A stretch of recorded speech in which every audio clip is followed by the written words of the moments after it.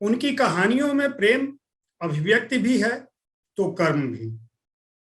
यहाँ रिश्ते भी हैं, अनुराग भी है, राग भी है, विराग भी है, और वह साहस भी है जिसे स्वीकार मिलता है, जिसे अस्वीकार मिलता है, जिसे ताना मिलता है और जिसे बाना मिलता है। वे रिश्तों को अपने सृजन के हुनर से पिरोती हैं और अनुभवों की चाशनी से ऐसा संसार रच देती हैं जिसमें उसके हिस्से की धूप खिलाती है। आलम यह है कि मिलजुल मन वाले उनके वंशज मैं के बीच कठगुलाब और चितकोबरा से होते हुए अनित्य हो जाते हैं। मैं आपको बता दूं कि मैं जो शब्द सृजित कर रहा हूं वे आपके उपन्यासों के नाम हैं, और मैं हमारे दौर की सर्वाधिक प्रतिष्ठित साहसी साहित्यकार मृदुला गर्ग जी का साहित्य तक के साप्ताहिक कार्यक्रम बातें मुलाकातें में स्वागत करता हूं। मैम, आपका बहुत बहुत स्वागत। नमस्कार। नमस्कार। मैं अपने दर्शकों को बता दूं कि मृदुला जी के लेखन की श्रृंखला इतनी लंबी है कि उसके बारे में कोई भी जिक्र अधूरा होगा। फिर भी मैं कुछ नाम गिनाता हूं। आपकी कहानियां ग्लेशियर से निकलकर उर्फ सैम के साथ चलती हुई टुकड़ा टुकड़ा आदमी के संग होते हुए संगति विसंगति से जूझती हैं, और फिर मेरे देश की मिट्टी आहा से समागम करते हुए मीरा नाची तक जा पहुंचती हैं। इस बीच शहर के नाम डैफोडिल जल रहे हैं और जूते का जड़ गोभी का तोड़ जैसी चर्चित कहानी संकलन भी आ जाते हैं। नाटकों से भी आपकी मोहब्बत कम नहीं। एक और अजनबी जादू का कालीन बुनता है और कितनी कैदे से होता हुआ रंग ढंग और चूकते नहीं सवाल जैसे निबंध संग्रहों तक जा पहुंचता है। इस बीच यात्रा विवृतांत कुछ अटके कुछ भटके और व्यंग कर लेंगे सब हजम तो आते ही हैं, खेद नहीं है भी आ जाता है। मैंने अभी जो नाम बताए मैं पहले ही बता चुका हूं कि मृदुला गर्ग जी की रचनाओं के, उनके ग्रंथों के, उनके लेखन के, उनके सृजनात्मक पुस्तकों के नाम हैं। मैं अपने दर्शकों को यह भी बता दूं कि मृदुला जी का जन्म अक्टूबर 1938 में 25 तारीख को कलकत्ता, जो अब का कोलकाता है, उसमें हुआ था। आपने दिल्ली विश्वविद्यालय से अर्थशास्त्र में स्नातकोत्तर किया। आपकी पहली कहानी 1970-71 के बीच प्रकाशित हुई थी और पहला उपन्यास 1975 में, यानी कि इमरजेंसी आपातकाल जब आया। मैं अपने दर्शकों को बता दूं कि मृदुला गर्ग जी का नाम साहित्य जगत में बहुत ही बेहद चर्चित और साहसी लेखिका के रूप में। आपने अंग्रेजी, हिंदी, यात्रा वृतांत, सारी संस्मरण, कहानी, उपन्यास, सारी विधाओं में लिखा। 25 अक्टूबर 1938 को कलकत्ता, जो अब कोलकाता के नाम से जाना जाता है, वहां आप पैदा हुई। दिल्ली विश्वविद्यालय से आपने अर्थशास्त्र में स्नातकोत्तर की डिग्री हासिल की। 1970-71 के बीच पहली कहानी लिखी। 75 में आपका उपन्यास आ गया। आप इंसानी रिश्तों की अनूठी चितेरी हैं। पर्यावरण, सामाजिक संदर्भ और स्त्री विमर्श आपके लेखन का केंद्र रहा है। आप न केवल लिखती रही हैं बल्कि स्त्री आंदोलन के क्षेत्र में एक चिंतक, विचारक और प्रख्यात नारीवादी के रूप में भी आपकी एक अलग पहचान है। आप अपने विषय की विशेषज्ञ के रूप में भारत ही नहीं बल्कि अमेरिका, यूरोप के कई विश्वविद्यालयों और संयुक्त राष्ट्र संघ से जुड़े कई संस्थानों में बहुत सारे चर्चित व्याख्यान दे चुकी हैं। आपकी रचनाओं के अनुवाद भारतीय भाषाओं के अलावा अंग्रेजी, जर्मनी और देश और दुनिया की कई नामचीन भाषाओं में हो चुके हैं। आपको साहित्यकार सम्मान हिंदी अकादमी का, हिंदी संस्थान का साहित्य भूषण सम्मान, महाराज वीर सिंह सम्मान, सेठ गोविंद दास सम्मान, व्यास सम्मान, स्पंदन कथा शिखर सम्मान, Hammett grant, human rights watch New York, और मध्य प्रदेश साहित्य परिषद के अलावा साहित्य अकादमी सम्मान भी मिल चुका है। मैम, बहुत आपको अपने साथ पाकर मुझे बहुत खुशी है। आपके पीछे एक बहुत ही प्यारा चित्र निराला जी का दिख रहा है, और आपको देख के जब भी हम लोग आपको देखते हैं एक अलग एहसास होता है, सौंदर्य की विभूति का एहसास होता है। और मुझे आपका संस्मरण जो अज्ञेय जी के साथ आपने लिखा था अपनी बहन के बारे में, वो भी याद आ जाता है, और आपकी बहुत सारी रचनाओं की याद आती है। मैम, शुक्रिया। आप जरा अपने परिवार और अपने उस बचपन के बारे में बताएं कि आपने जीवन को जो शुरू किया और कब ये सोचा कि नहीं, स्त्री हमारा महत्वपूर्ण विषय है और साहित्य भी उतना ही बराबर का महत्वपूर्ण विषय है हमारे। सबसे पहले तो ये जो स्त्री और नारीवादी शब्द इस्तेमाल होते हैं मेरे लिए, मैं जन्म से स्त्री हूं, बस इतना ही है।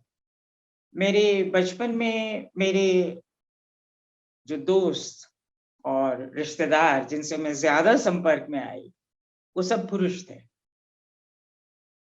मेरे पिता, मेरे फूफा अक्षय कुमार जैन थे, जो काफी नामचीन पत्रकार थे, और वो हमारे घर पर ही, हमारे साथ ही रहते थे। मेरे चाचा उर्दू के जानकार थे, वो हिंदी जानते ही नहीं थे, मगर खालिस उर्दू में बोलते थे, तो हमने थोड़ी बहुत उर्दू उनसे सीखी। माँ मेरी खालिस किताबें पढ़ती थी, मतलब वो शायद ऐसी बहुत कम औरतें होंगी, उन्होंने कभी रसोई में झांका ही नहीं था। बच्चों से उन्हें कोई खास प्यार नहीं था, लगाव नहीं था। हालांकि 6 बच्चे थे, हम 5 बहनें थीं और सबसे छोटा एक भाई था। और हमारे पिताजी, माँ, सब जो पूरा परिवार था, उसमें खास बात ये थी कि हमारे यहाँ कभी किसी किस्म की, जिसको गॉसिप कहते हैं ना, दौरानी जेठानी की बातें, पड़ोसनों की बातें या आसपास की इस तरह की बातें होती ही नहीं थी। हमारे यहाँ खाने की बेस पर सिर्फ राजनीति पर बातें होती थी या साहित्य पर। पिताजी स्वतंत्रता आंदोलन से जुड़े रहे थे और बहुत सारे स्वतंत्रता आंदोलन सेनानी कहना चाहिए उनको, या जो भी आंदोलन करता, हमारे घर आते रहते थे। और उनसे हमारा बड़ा, मतलब सहज रूप से हम उनसे मिलते थे, जिनमें एक सिद्धराज ढड्डा उनके बहुत परम मित्र थे, अरुणा आसफ अली भी थी, और भी लोग थे। तो जो माहौल था वो या तो साहित्यिक था, उसमें ये था कि माँ तो हमेशा हर वक्त किताब ही पढ़ती रहती थी, और खाने वाने के लिए एक हमारे यहाँ 40 साल तक एक ही महिला रही थी, जो कि मेरे उपन्यास अनित्य में एक प्रमुख किरदार उनका है। स्वर्णा नाम था उनका, और उसी नाम से वो अनित्य में भी स्वर्णा के नाम से ही है। वो हमें किस्से कहानियां कभी सुना देती थी, मगर ज्यादातर कहानियां हमें पुरुषों ने सुनाई। हर रोज रात को हमारे फूफा जी हमें महाभारत से एक कहानी सुनाते थे। रामायण की तो यदा कदा ही बारी आती थी, और तब वो ये जरूर कहते थे कि वो रामचंद्र जी भगवान नहीं, मर्यादा पुरुषोत्तम थे। ये बात वो जरूर कहते थे। और ये बहुत कम रामायण की कहानी सुनाई जाती थी, अधिकतर वो महाभारत में से कोई ना कोई किस्सा सुनाते थे। तो मेरा पूरा बचपन महाभारत के किस्से सुनते हुए गुजरा। या फिर हमारे एक चाचा हमारे साथ रहते थे, जो रोज रात को हमको भूतों की कहानी सुनाते और ऐसी कहानी सुनाते थे कि डर के मारे हम उसके बाद गुस्ल खाने तक जाते हुए भी डरते थे। मगर हम, मतलब उसमें बहुत आकर्षण भी था, बहुत मोहक होती थी वो कहानियां। तो फिर हम अगली रात को फिर हाजिर हो जाते थे दरखास्त करने कि जी कहानी सुनाइए। तो इन दोनों के बीच में आप सोचिए, एक तरफ महाभारत और एक तरफ ये भूतों की कहानियां। और फिर पिताजी हमें ज्यादातर, उन्हें हिंदी पढ़ नहीं पाते थे, उर्दू फारसी पढ़े हुए थे, तो वो हमें या तो शेक्सपियर में से कुछ सुनाते थे, सोनेट से लेके और कहानी किस्से उसकी उनके नाटक में से अंश, और या फिर उर्दू के शेर शेर व शायरी या उर्दू के अदीब उनके उपन्यासों में से इस्मत चुगताई की कहानियां या किस्से, ऐसे वो हमें सुनाते थे। तो बहुत चौतरफा साहित्य से हमारा परिचय हुआ और उसी में हम बड़े हुए। तो क्योंकि हम 5 बहनें थीं और हमारा हाल ये था कि हर हर बहन की टीचर ये कहती थी कि अच्छा इकलौती लड़की हो ना, इसलिए इतनी बहस करती हो और इतनी आज़ाद ख़याल हो। मगर हम 5 बहनें थीं। तो हमारे यहाँ कभी लड़के-लड़की का फ़र्क हुआ ही नहीं। जब बहुत सारी लेखिकाएँ कहती हैं कि भई एक फ़र्क था जो उन्हें शुरू से महसूस हुआ स्त्री-पुरुष के बीच में, जो उनके घर में भाई-बहन के बीच में था, वो तो मैंने कभी महसूस ही नहीं किया। हमारे घर में पढ़ाई-लिखाई की बात होती थी और बल्कि इस हद तक कि एक दिन मंजुल कहने लगी, जो मेरी बड़ी बहन मंजुल भगत लेखिका जी। थी, कह रहे यार इस तरह तो हमारी शादी ही नहीं होगी, हमारे घर में तो कोई शादी की बात ही नहीं करता, तो हमें खुद ही करनी पड़ेगी लगता है। तो उस ज़माने के हिसाब से हमारी जैसे मेरी शादी 25 साल की उम्र में हुई। सभी बहनों की शादी 24-25 साल की उम्र में हुई और कोई जल्दी नहीं थी कि शादी कोई बहुत महत्वपूर्ण विषय नहीं था, महत्वहीन भी नहीं था। पढ़ाई-लिखाई ज़्यादा महत्वपूर्ण थी। तो मैंने अर्थशास्त्र में एमए किया था दिल्ली स्कूल ऑफ इकोनॉमिक्स से और फिर मैं अर्थशास्त्र पढ़ा रही थी, 3 साल तक पढ़ाया। फिर उसके बाद शादी हो गई तो दिल्ली छोड़नी पड़ी और बहुत छोटे कस्बों में मैं रही, क्योंकि मेरे पति की पोस्टिंग जगह-जगह पहले बिहार में रही, डालमिया नगर में, फिर बंगाल में रही, दुर्गापुर में, फिर कर्नाटक के एक बहुत ही छोटे कस्बे औद्योगिक कस्बे बागलकोट में रही। उसका शायद आप किसी ने नाम भी नहीं सुना होगा। नहीं। तो वहाँ पर फिर पढ़ाना संभव नहीं था, कॉलेज ही नहीं था। तो और कुछ हालात ऐसे बने, ख़ासकर बिहार में जब मैं रही, कि मुझे अर्थशास्त्र कुछ बेईमानी सा लगने लगा। अपने देश के संदर्भ में, जो कुछ हमें पढ़ाया गया था, वो मुझे लगा कि हमारे यहाँ वो लागू नहीं करता था। तो फिर मैंने कहा अगर झूठ का संसार ही बसाना है, तो साहित्य का संसार बसाया जाए, जिसके मर्म में सत्य रहता है। हम गल्प कहते हैं, मगर वो गप नहीं होती। क्या वो बात है। यथार्थ होता है, असली यथार्थ से आगे बढ़कर वो सत्य होता है, जिसकी हम खोज कर रहे होते हैं और जो कभी किसी को मिलता नहीं है। क्या तो उस बात। खोज का नाम ही साहित्य है, अपना से सत्य, अपना सत्य। तो ये कह सकते हैं कि मैं क्योंकि स्त्री हूँ, तो इससे मेरे अनुभव बहुत सारे मुझे वो हुए जो पुरुष को नहीं होते, जैसे माँ बनने का अनुभव। तो उन अनुभवों को मैंने अपने लेखन में भी जगह दी। मगर इतना भर है, मगर मैं खाली स्त्रियों पर नहीं लिखती। मैं उतना ही पुरुषों पर भी लिखती हूँ, जितना स्त्रियों पर लिखती हूँ। और मैं ये भी नहीं मानती कि कोई जन्मजात स्वभावगत अंतर होता है, स्त्री-पुरुष के बीच में, संस्कारगत होता है। हम जो हमारा जो समाज है, हमारी जो संस्कृति है, उसने हमें कुछ आदतें दी हैं, कुछ संस्कार दिए हैं, जिनकी वजह से हम ए ज़्यादातर पुरुष और स्त्रियाँ उसके अनुरूप अपना व्यवहार करते हैं। उसकी वजह से वो अंतर उत्पन्न होता है। उस अंतर को मिटाना ही हमारा ध्येय है, जो संस्कार ने उत्पन्न किया है, स्वभाव ने नहीं। जैसे व्यवस्था जो सरकार है, सत्ता है, उसमें भी हम बदलाव चाहते हैं, उसी तरह ये संस्कृति में भी, इस संस्कार में भी हम बदलाव चाहते हैं। मैम आपको आपने जो बात बताई कम से कम मेरे लिए भी ये नई जानकारी है, और मुझे लगता है कि हमारे दर्शकों को भी ये नई जानकारी होगी इस रूप में कि सामान्य तौर पर यह माना जाता है कि मृदुला गर्ग बहुत ही अभिजात्य, निश्चित रूप से आप अभिजात्य परिवार में पैदा हुई, आपके संस्कार, आपकी पढ़ाई लिखाई समानता पर आधारित थी, महानगर में आप रही, लेकिन जो आपने बताया कि अर्थशास्त्र में दिल्ली स्कूल ऑफ इकोनॉमिक्स में पढ़ने और अध्यापन करने के बाद भी आपने पूरे देश के उन हिस्सों में यात्रा की जहां पिछड़े भी थे, छोटे शहर भी थे। इसके अलावा जो आपने दूसरी बात कही कि आपको एक जीवन में एक जगह जाके लगा कि अर्थशास्त्र अगर झूठ ही परोसना है तो फिर साहित्य का सहारा क्यों न लिया जाए, क्योंकि वो सच के करीब।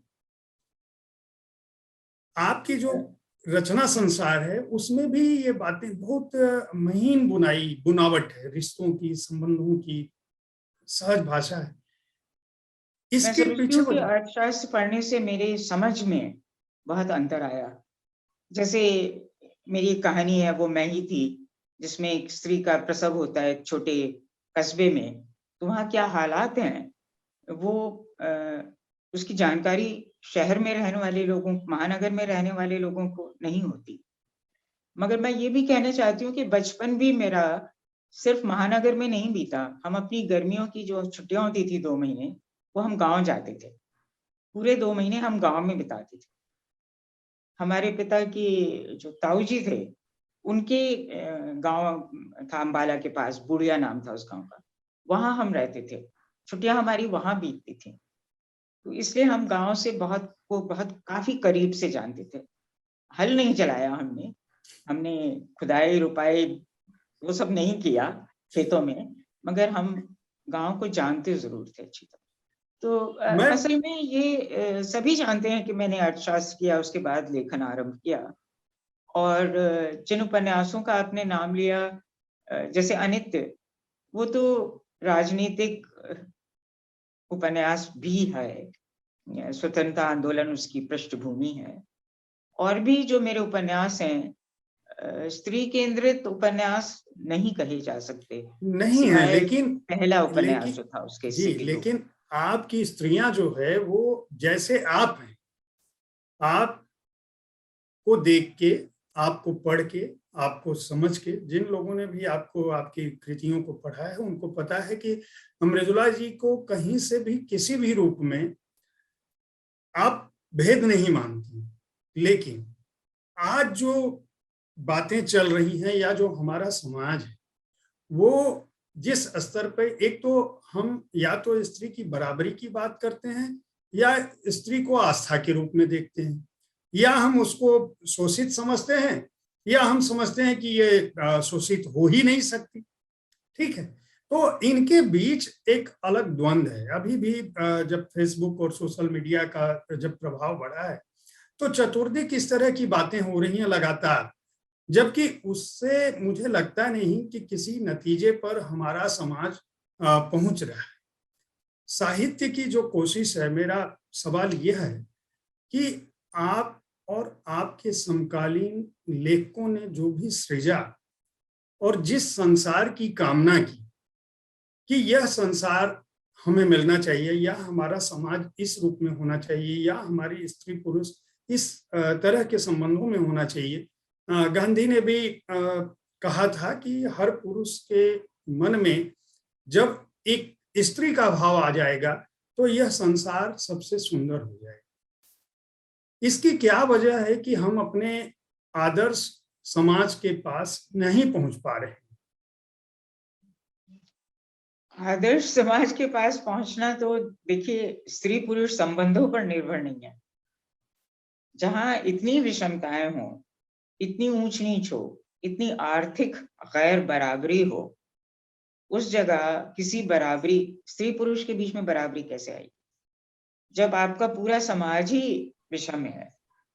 आप शिक्षा बहुत कम लोगों तक पहुंचती है, चिकित्सा बहुत कम लोगों तक पहुंचती है, रोजगार बहुत कम लोगों तक पहुंचता है, सत्ता अधिकार बहुत कम लोगों तक पहुंचता है।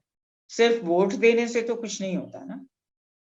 तो जब पूरा सब कुछ ही विषम है, तो स्त्री पुरुष का संबंध विषम कैसे नहीं होगा?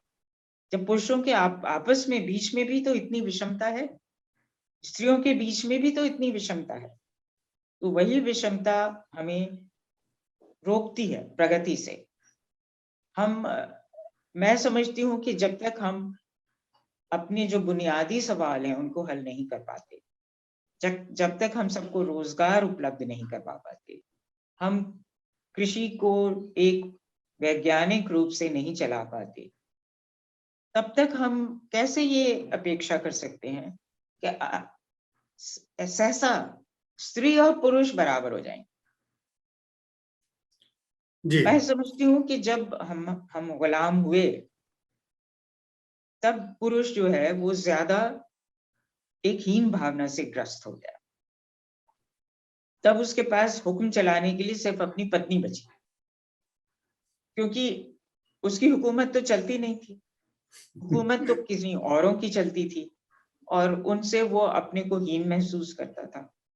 तो जब वो सोचता था भाई किस पर हुक्म चलाऊं, तो पत्नी और बच्चों पर हुक्म चलाता था। उसकी पत्नी भी बच्चों पर या उससे जो उस घर में काम करने आती थी उन पर हुक्म चलाती थी और इस तरह से व्यवहार करती थी जैसे वो इंसान न हो। जो कमतर लोग हैं, जो आर्थिक रूप से कमतर हैं या जिनको जाति से कमतर माना जाता है या किसी भी लिहाज से कमतर माना जाता है, वो जैसे इंसान ही नहीं है।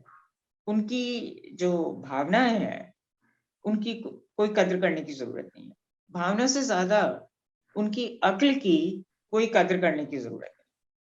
मतलब कभी ऐसा नहीं होता कि हम राय मांगे अपने घर में जो काम करने आता है उससे कि भाई तुम क्या सोचते हो इस बारे में, इस किसान आंदोलन के बारे में तुम क्या सोचते हो, कृषि किस तरह चलाई जानी चाहिए तुम क्या सोचते हो? हम पूछते हैं कभी?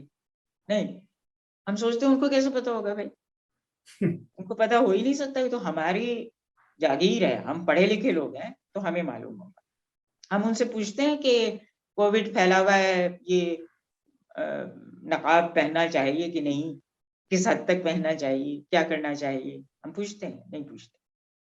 और आप देखेंगे एक चीज जो मैंने ये कोविड के दिनों में बहुत ज्यादा महसूस की, वो ये था कि जब हम जो हमारे यहाँ काम करने आती हैं, मेरे यहाँ नहीं सारे पड़ोस में सब जगह जी काम जी। करती, उनको जब समझा दिया है कि भाई ये पहनना जरूरी है, तुम जब आओ तो मास्क पहन के आओ, ये तुम्हारे लिए भी अच्छा है और हमारे लिए भी अच्छा है, एक दूसरे के लिए ही अच्छा है कि मास्क पहना जाए जिससे कि ये महामारी फैलने से कुछ हद तक रोकी जा सके। तो उनकी समझ में आ गया, वो मास्क पहन के आने लगे।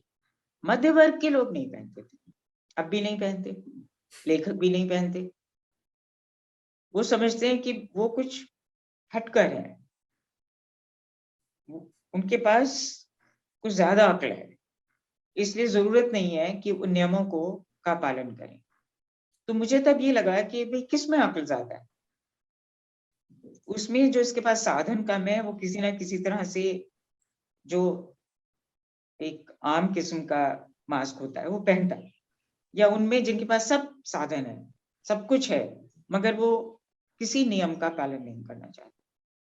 तो ये एक बात बार बार मुझे महसूस हुई कोविड के दिनों में, और मुझे ये लगा कि हम अपनी जो हमारी फर्ज है, हमारे जो फर्ज है, हमारे जो कर्तव्य है, हम अपनी फर्ज अदायगी से कतराते हैं और हमारे लिए समाज का कोई विशेष अर्थ नहीं है। जैसे मैं जापान गई तो हम एक किसी के घर गए जो उस इलाके के सबसे अमीर लोग माने जाते थे। तो हमें दिखाने ले गए थे कि भाई ये जापान की बहुत अमीर अभिजात घर है, बहुत कलात्मक था। और घरों से उसमें अंतर ये था कि जो ततामी बिछी हुई थी फर्श पर, वो ये ज्यादा कलात्मक थी, ज्यादा सुंदर थी ततामी ही। और उनके यहाँ बहुत सारी कलात्मक कलाकृतियां जिनको कहना चाहिए वो रखी हुई थी। उसी तरह से उन्होंने एक प्लेट में सजा कर वो लाते हैं खाने की जो भी सामान होता है उसको, वो मेजबान की पत्नी जो, या मेजबान पत्नी ही कहना चाहिए उनको, जो थी, उन्होंने खुद ही हम अपने हाथ से हमें दिया। तो मैंने पूछा कि भाई ये कैसे पता चलता है कि ये ज्यादा अमीर है औरों के मुकाबले? तो उन्होंने कहा नहीं, वो ऐसे पता चलता है, दो उसके प्रतीक हैं। एक तो जिसके घर में ज्यादा पाइन के पेड़ होते हैं वो ज्यादा अमीर होता है, क्योंकि उसकी देखभाल में बहुत खर्च होता है, उसको काटते रहना पड़ता है, उसको छोटा मतलब हर बहुत बर्फ पड़ती है तो जब बर्फ में से बाहर निकलता है तब उसकी कटाई छटाई, उसकी बहुत देखभाल करते हैं। दूसरा, इस घर में क्या खासियत है वो ये है कि उसकी जो छत है, उसकी छत पर गोल सफेद पत्थर रखे हुए थे, चिपकाए हुए नहीं थे, इस तरह अच्छा। से रखे हुए थे कि वो हिलते नहीं थे अपनी जगह से। और क्योंकि वहां बहुत बर्फ पड़ती थी, तो जब बर्फ पड़ती थी और जब बर्फ पड़ने के बाद वो सब ढक जाता, जब वो पिघलती थी तो इन जो पत्थर रखे हुए थे उनके बीच में लंबी लंबी घास उगाती थी, तो सारे पत्थर हटा के दोबारा से लगाने पड़ते। ये उनकी इस बात का एक प्रतीक था, एक लक्षण था, इनके पास पैसा है, क्योंकि वो पत्थर लगाने में बहुत पैसा खर्च होता था। मगर और कोई चीज अलग नहीं नजर आ रही थी, कोई दिखावा नहीं नजर आ रहा था कि भाई ये अमीर है, वही सजावट, वही सब कुछ था। दूसरी बात, एक बात जो मैंने नोट की वो ये था कि जैसे हम घुसे तो हमने देखा कि उन्होंने मास्क पहना हुआ था, जो मेजबान थी। तो उन्होंने साथ ही कहा कि इन्होंने आपसे बचाव के लिए मास्क नहीं पहना, इन्होंने मास्क इसलिए पहना है कि इनको थोड़ा सा जुकाम है, ये नहीं चाहती कि आपको। तो इसको कहते सेंस ऑफ कम्युनिटी, कि भाई दूसरे को बचा कर रखना है। ये हम लोगों के भीतर ये भावना नहीं है कि ये जो समाज है इसमें जो दूसरे लोग हैं उनको बचा कर रखना है, उनका बचाव करना है। ये एक जो भावना है इसकी बहुत कमी मैं अपने यहाँ महसूस करती हूँ। और शायद इस वहाँ औरतों में सामाजिक रूप से भावना और भी कम है, क्योंकि उनके लिए एक व्यक्ति का महत्व कम है उनका, क्योंकि खुद का महत्व कम आंका जाता है।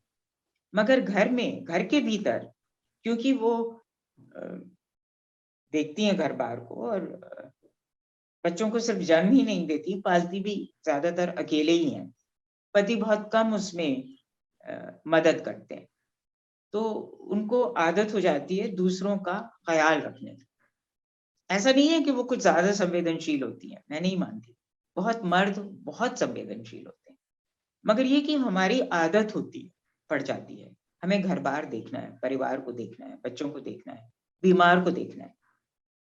ये हमारा एक संस्कार ये है कि पुरुषों को कोई जरूरत नहीं होती, घर के जो पुरुष हैं उनको बीमार को देखने की कोई जरूरत नहीं होती, वो काम स्त्रियों का है। यूं ही नहीं प्रेमचंद ने कफन लिख दी थी। ये सिर्फ घीसू माधवी नहीं है, घीसू माधवी सिर्फ मरती हुई पत्नी को नकार नहीं रहे थे, उसकी तरफ से उदासीन नहीं थे। मध्य वर्ग के तमाम पुरुष अपनी पत्नियों की बीमारियों से उदासीन रहते हैं। जब वो खुद कोई पुरुष बीमार होता है तो स्त्री, उसकी पत्नी हो, माँ हो, बहन हो, बेटी हो, जो भी हो, वो उसकी देखभाल करती है। जब कोई स्त्री बीमार होती है तो तलाश होती है इसकी बहनों की या और अन्य स्त्रियों की जो आकर उसकी देखभाल करें। तो ये एक हमारा संस्कार बन गया है जिसकी अति कफन में देखने को मिली। मगर ये सिर्फ यूं ही नहीं कोई कहानी जन्म लेती, उसके पीछे एक पूरा इतिहास होता है, पूरा संस्कार होता है, वो अनुभव बहुत से लोगों का होता है, उसमें से फिर एक अति पर पहुंचकर समझिए वो कफन कहानी बनती है। मगर हर घर में ये कहानी लिखी जा रही है, और ये मैं संस्कार है, स्वभाव नहीं है। स्वभाव होता तो फिर जो सारे डॉक्टर लोग मर्द क्यों होते? अगर ये आपके स्वभाव होता कि भाई किसी की परवाही नहीं करनी है, किसी की तीमारदारी नहीं करनी है, तो इतने सारे पुरुष इस काम में क्यों जुटे होते? मगर ये एक संस्कार बन चुका है कि ये पुरुष का काम नहीं है, ये स्त्री का काम। तो बहुत अच्छा है स्त्री के लिए, इसमें से वो संवेदना अर्जित करती है, भाव प्रवणता अर्जित करती है। इसलिए फिर शायद साहित्य में भी वो आता होगा कुछ हद तक। और जब उससे हटकर, करुणा से हटकर वो स्त्री को कुछ और करते दिखलाती है, तब लोगों को हजम नहीं होता। जिनको आप आपके बोल्ड कहते हैं ना, बोल्ड स्त्रियां, वो लोगों को हजम नहीं होती। और जबकि आपकी आपकी सारी ही स्त्रियां बोल रहे हैं। दुर्भाग्य से। इसीलिए आपके दुर्भाग्य से। साथ जो आपके बारे में जो लिखा और पढ़ा जाता है या जिन लोगों से बात करिए तो वो सारे कहते हैं कि मृदुला जी की सारी स्त्रियां जो है वो बहुत सशक्त हैं। वो जो नारीवाद शब्द मैंने शुरू में बताया, उसके पीछे वजह यह है कि आपकी स्त्रियां चाहे वो जिस भी रूप में, आपने उन्हें जहां भी जिस भी परिदृश्य में रचा है, वो अमीर है या गरीब है, वह निश्चित रूप से अपने विचारों को लेकर दृढ़ प्रतिज्ञ है और बोल्ड है। इसीलिए बार बार जब आपसे बात होती है तो चितकोबरा की बात लोग उठाते हैं, क्योंकि यह साहस कम लेखकों ने किया है। बहुत ही कम लेखकों ने, भारत में जो लिखा जा रहा है उसमें बहुत कम लेखकों ने इस तरह के विषयों को, इस तरह के परिदृश्य पर लिखा है। लिखा तो गया है, कृष्णा सोबती जी और दूसरे लोगों ने भी लिखा है, लेकिन आपका जो रचना कर्म है उसके मूल में जो आप कह रही हैं, मुझे लगता है कि उसका असर था। आपके लेखन पर किन लोगों का असर था? और जो आप स्त्री पुरुष का जब भी संसार रचती हैं, अभी भी आपने वो बात कही कि ये हमारा जो संस्कारगत पुरुष के दिमाग में ये बातें बैठ गई हैं कि स्त्री बीमार है तो बहन को ढूंढा जाए, पुरुष उसकी सेवा नहीं करेगा। आखिर ये सब बदलेगा कैसे? बदल रहा है थोड़ा बहुत धीरे धीरे, क्योंकि जब दोनों काम करते हैं, घर से बाहर चली जाती है स्त्री, तो जरूरी हो जाता है कि पुरुष उसका हाथ बटाए। मगर बहुत फख्र से नहीं करते लोग, करना पड़ता है इसलिए करते हैं, मगर उसको अपना एक तरह से उससे खुश होकर नहीं करते, उससे उनको प्रसन्नता नहीं होती वो करके। मगर फिर भी अब आप देखेंगे कि जो नए जवान लोग हैं, बच्चा होता है तो पिता भी उसको देखता है, सिर्फ माँ नहीं देखती, और काफी उसकी देखभाल में हाथ बटाते हैं, करते हैं। खाना बनाने का काम थोड़ा बहुत कभी पुरुष करते हैं, मगर कम करते हैं। मैं डेनमार्क गई तो मैंने देखा कि वहां सिर्फ पुरुष ही खाना बनाते हैं। उनके यहाँ शाम को आप देखिए, हर रसोई का वहां पर्दा डाल के रखने की आदत बात नहीं है, रसोई को ढक के नहीं रखते हैं। तो वो आप देखेंगे कि हर रसोई में एक पुरुष खाना बना रहा है, और आराम तसल्ली से ही वो उसको स्वीकार किया जाता है। तो वो हमारे यहाँ है नहीं, और जरूरी भी नहीं है कि हो। जरूरी नहीं है कि पुरुष खाना बनाएंगे तो सब ठीक हो जाएगा, ऐसा नहीं है। बात असल में ये है कि स्त्री जो करना चाहती है उसका निर्णय ले सके। इसलिए नहीं कि भाई वो माँ बनेगी क्योंकि उसकी नानी, उसकी दादी, उसकी माँ, वो सब माँ बनी थी। उसे चाहना होनी चाहिए उसके भीतर माँ बनने की। और मैं सोचती हूँ बहुत सी स्त्रियों में होती है माँ बनने की चाह, किसी में नहीं होती। जैसे मेरी माँ में ममत्व नहीं था ऐसा, कभी उन्होंने लाड़ नहीं किया बच्चों का, बहुत ही वो दूर दूर रहती थी। मगर हम दोस्त बन गए थे बहुत जल्दी।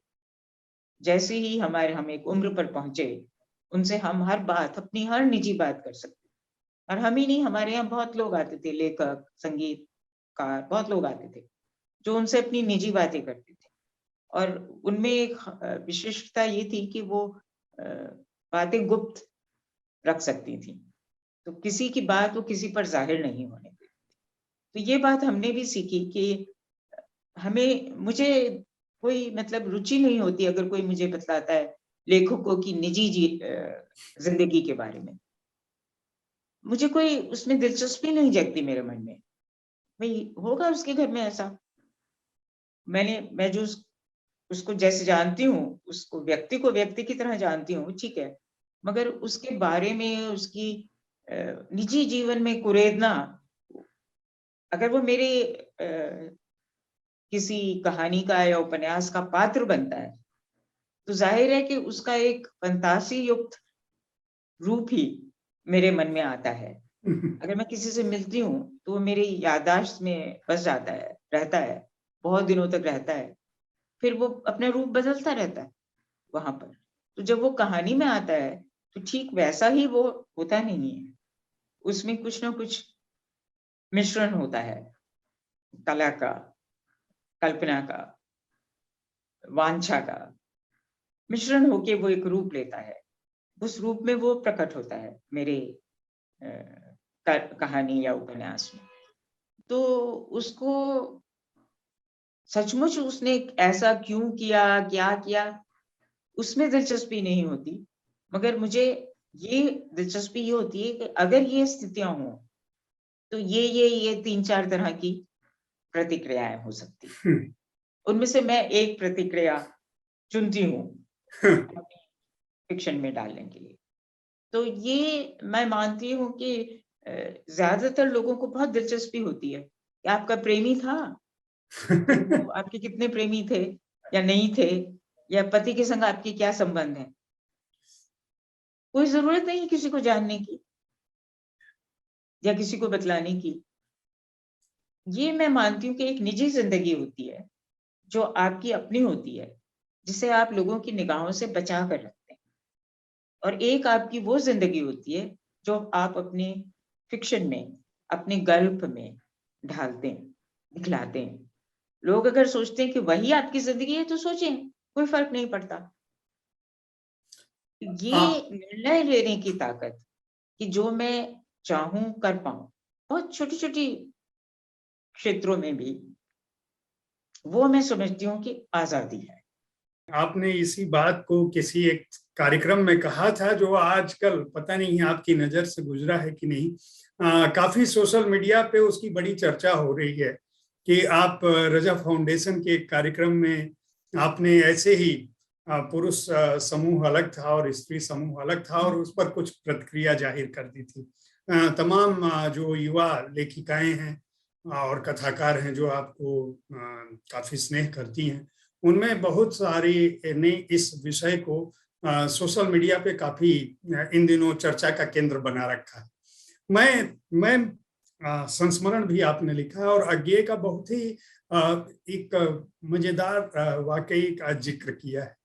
हमारे दर्शकों को जरा जो लोग जो जिन वरिष्ठ साहित्यकारों से या अपने समकालीन साहित्यकारों से जो आपका इस तरह का रोचक अनुभव है, कुछ अगर याद आ रहा हो तो उसे हमारे दर्शकों के साथ शेयर करें। बहुत से लोगों पर मैंने लिखा है। मेरी एक किताब है कृति और कृतिकार, जिसमें मैंने उन लोगों के बारे में लिखा है जिनसे मेरे कुछ संबंध भी थे निजी, और वैसे उनके लेखन के बारे में लिखा है। जैसे जैनेन्द्र जी थे, और मनोहर श्याम जोशी, राजेंद्र यादव, इन लोगों के बारे में लिखा है। जैनेन्द्र जी हमारे बचपन में हमारे घर आते थे जी। जो हमारे फूफा जी हमारे साथ रहते थे, अक्षय कुमार जान, जैनेन्द्र जी उनके मामा थे। अच्छा। तो वो हमारे घर काफी आते थे, और वैसे भी हमारे यहाँ गोष्ठियां जैसा की तरह की चीजें होती रहती थी। जो मेरी माँ वैसे तो वो तो लिखती नहीं थी, मगर और वो खासी बीमार रहती थी तो ज्यादातर वो बिस्तर पर रहती थी, मगर उस बिस्तर के आसपास ही लोग इकट्ठा हो जाते थे और बातचीत साहित्य पर होती थी।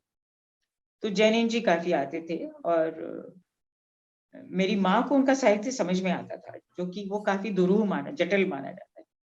एक बात जो मुझे याद आती है हमेशा, मैं तो बहुत छोटी थी, उम्र की थी तब, मगर जैनेन्द्र जी अपनी बात कहते थे, फिर उसके बाद कहते थे बात एकदम सीधी है। और सब लोग एक दूसरे की तरफ देखते थे कि भैया इन्होंने जो अभी जलेबी बनाई है वो तो हमारे पल्ले ही नहीं पड़ रही, और ये कह रहे हैं कि बात बिल्कुल सीधी है। मगर मेरी माँ को वो समझ में आती थी, क्योंकि मेरी माँ को उनकी बात समझ में आती थी। तो कुछ-कुछ हमें भी जैनिन जी उतने दुरूह नहीं लगते थे और धीरे-धीरे हम उनको पढ़ने भी लगे। मैंने बचपन में काफ़ी जल्दी जैनेंद्र को पढ़ा। बाद में जब मैं लिखने लगी और उस सब मैं दिल्ली से बाहर रही 10 एक बरस, फिर वापस लौटी, तब तक मैं लिखने लगी थी। तो जैनेन जी ने मुझसे, सब उन्हें बाबूजी कहते थे। अच्छा, मैंने कभी किसी लेखक को भाई साहब या लेखिका को भाभी या दीदी या ये सब नहीं कहा। मैं बस जी लगाती थी नाम के आगे। रिश्ते बनाने का मुझे शौक नहीं है। तो जैनेन जी ने मुझसे कहा कि तुम मुझे जैनेंद्र कहा करो। मैंने कहा ये मुश्किल है। मैंने कहा वो ठीक है कि मैं आपको बाबूजी वगैरह नहीं कहती, मगर मैं आपको जैनेंद्र नहीं कह सकती। जैनेन जी तो मुझे कहना पड़ेगा। तो उनके बारे में मशहूर था कि वो बहुत कंजूस हैं। वो कभी किसी को कुछ खाना-वाना खिलाते नहीं थे, कुछ चाय-कॉफ़ी पिलाते नहीं थे।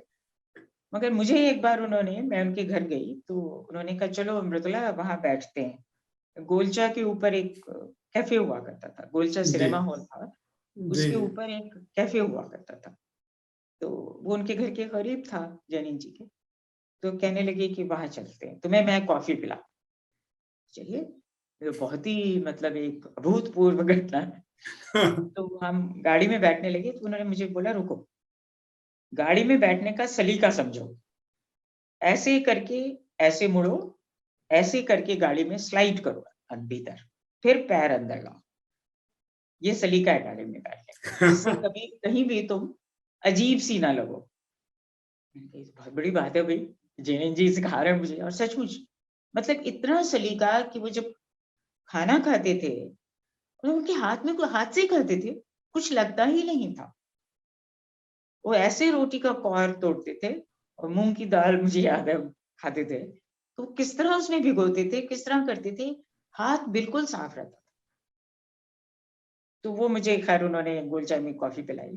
तो बहुत मेरी ज़िंदगी का यादगार दिन था, क्योंकि जैन जी किसी पर खर्चा नहीं करते थे। और वो मतलब उनकी थाली लग के आती थी, वो खाना खाते थे तो वो ये नहीं कहते थे कि तुम भी खाओ। तो कोई मतलब नहीं है।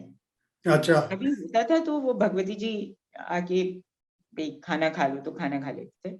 मगर जैनेन जी को ये नहीं लगता था कि वो बातचीत हो रही है, साहित्य पर बात होती जा रही है और खाना भी चल रहा है। तो उनके साथ जो सबसे दिलचस्प घटना हुई वो ये थी कि मैंने जब अपना उपन्यास मैं और मैं लिखा, तो पहले मैं उसका नाम रखना चाहती थी, आपने जैनेंद्र पढ़ा है? तो मैंने सोचा भई ये नाम रखने से पहले जैनेन जी से इजाज़त लेनी चाहिए। तो मैंने एक जगह हम कहीं मिले, तो वहाँ मैंने उनसे पूछा कि जैन जी मैं इस किताब का ये नाम रख दूँ? जैन जी चुप। अब उनका चेहरा इतना संजीदा और लगा कि बहुत नाराज़ हो गए हैं, हुँ। और चुप्पी तो मतलब पर तो उनका पूरा अधिकार ही था। तो उससे निकलने का कोई तरीका नहीं था। आप भी चुप हुँ। रहिए, बस ये तरीका था। तो मैं भी चुप, वो भी चुप, काफ़ी समय बीत गया। उसके बाद जैनेन जी ने कहा, "अनुभव से लिख रही हो?" कहा, "हाँ, जैनेन जी मैं तो अनुभव से ही लिखती हूँ।" अच्छा, खैर ये साफ ज़ाहिर हो गया कि जैनेन जी को बात पसंद नहीं आई। तो हुँ। उसका नाम फिर वो नहीं रखा, उसका नाम मैं और मैं रखा। और मैं हमेशा जो लिखती थी उसकी पहली प्रति जैनेन जी को भेज देती थी छपने के बाद। मेरे उसके हिस्से की धूप का लोकार्पण भी जैनेन जी ने किया था। तो वो हमेशा फिर उनकी प्रतिक्रिया आती थी, एक पोस्ट कार्ड आता था। मगर इस उपन्यास को प्राप्त करने के बाद उनकी कोई प्रतिक्रिया नहीं आई। मैंने कहा ठीक है, नाराज़ हैं, तो मैंने कुछ किया नहीं उसके बारे में। फिर एक दिन उनके यहाँ से फ़ोन आया कि आपको जैन जी बुला रहे हैं। मैं गई, तो उनकी किताब त्यागपत्र का अनुवाद एक अमेरिकन हकस्टेड अंग्रेज़ी में कर रहे थे। तो उन्होंने कहा भई ये ज़रा देखना क्या अनुवाद किया है और बतलाओ कैसा है, और हकस्टेड को एक पत्र लिख दो। अपनी जो तुम्हारी राय हो या इसमें जो सुधार करना हो या जो भी गलत है या कोई टिप्पणी, वो एक पत्र लिख दो, मेरी तरफ से लिख दो, मैं उस पर हस्ताक्षर कर दूं। मैंने कहा अच्छा ठीक है, बड़ा कठिन काम था, तो मैंने एक पत्र लिखा, बनाया। कुछ चीजें थी जो मुझे लगी कि भाई, जैसे उसमें एक आता था कि मृणाल पर वो भाई रीझ रीझ जाते थे, तो वो उन्होंने उसका कुछ दूसरा ही अर्थ लगाया, रीझने का, सेक्सुअल सेंसुअल अर्थ लगाया। तो मैंने उसमें अपने पत्र में लिखा कि यशोदा मैया कृष्ण पर रीझ रीझ जाती। हमारे यहाँ ये इसका मतलब वो नहीं है जो आप लगा रहे हैं, इस तरह करके लिख के मैंने कहा कि आप पढ़ लीजिए, आप अगर इसमें जो संशोधन करना है कर देती हूँ, फिर आप दस्तखत कर दीजिएगा। उन्होंने कहा नहीं, पढ़ने की कोई जरूरत नहीं, आप विश्वास नहीं करेंगे, उन्होंने बिना पढ़े जो पत्र मैंने लिखा था उस पर दस्तखत। ये कितनी बड़ी बात है जी। मतलब जो आदमी मुझसे नाराज था, मैं समझती थी कि वो नाराज हैं, मगर इतना इतना विश्वास दूसरे पर, ये बहुत बड़ी बात है, ये अतुलनीय है, और ये सिर्फ जैनिंद्र कर सकते। ये मुझे याद है। फिर उसके बाद भगवती जी का जब निधन हुआ, तब भी उन्होंने मुझे, उनके यहाँ से फोन आया कि जैनिंद्र जी बुला रहे हैं। तभी खबर पता, मैं दिल्ली में नहीं थी, मुझे पता लगा कि वो उनका निधन हो गया। तो मैं जाने की सोच ही रही थी, इतने में वहां से फोन आया कि आपको जैनिंद्र जी बुला रहे। तो ये एक तरफ अगर नाराजगी है तो है, वो मतभेद है, मगर उसका मतलब ये नहीं है कि वो आपको नकारेंगे, वो नहीं करेंगे। वो जस्ट आपको पूरी तरह से पूरा विश्वास देंगे, निष्ठा से आपकी बात सुनेंगे। और उन्होंने मुझसे जो कहा वो मेरा एक तरह से गुरु मंत्र था। उन्होंने मुझसे कहा कि 2 बातें उन्होंने मुझसे कही थी। एक तो ये कि जिस लेखक का तिरस्कार होता है वो बड़ा लेखक बनता है, जिस लेखक को बहुत जल्दी पुरस्कार मिल जाता है वो खत्म हो जाता है। दूसरी बात उन्होंने ये कही थी कि भाषा के बारे में कोई कुछ भी कहे, सुन लो, अमल मत करो, अपनी तरह लिखो, अपने मन से अपनी भाषा करो। मगर जो भी कोई कुछ भी कहे, सुनो जरूर, हो सकता है उसमें कोई ऐसी बात हो जिससे तुम्हारा लेखन बेहतर हो सके। क्या बात। तो ये बात मैंने, मतलब मुझसे बच्चा भी कुछ कहे तो मैं बहुत ध्यान से सुनती हूँ मेरे लेखन के बारे में, अमल नहीं करती हूँ, दूसरी बात है।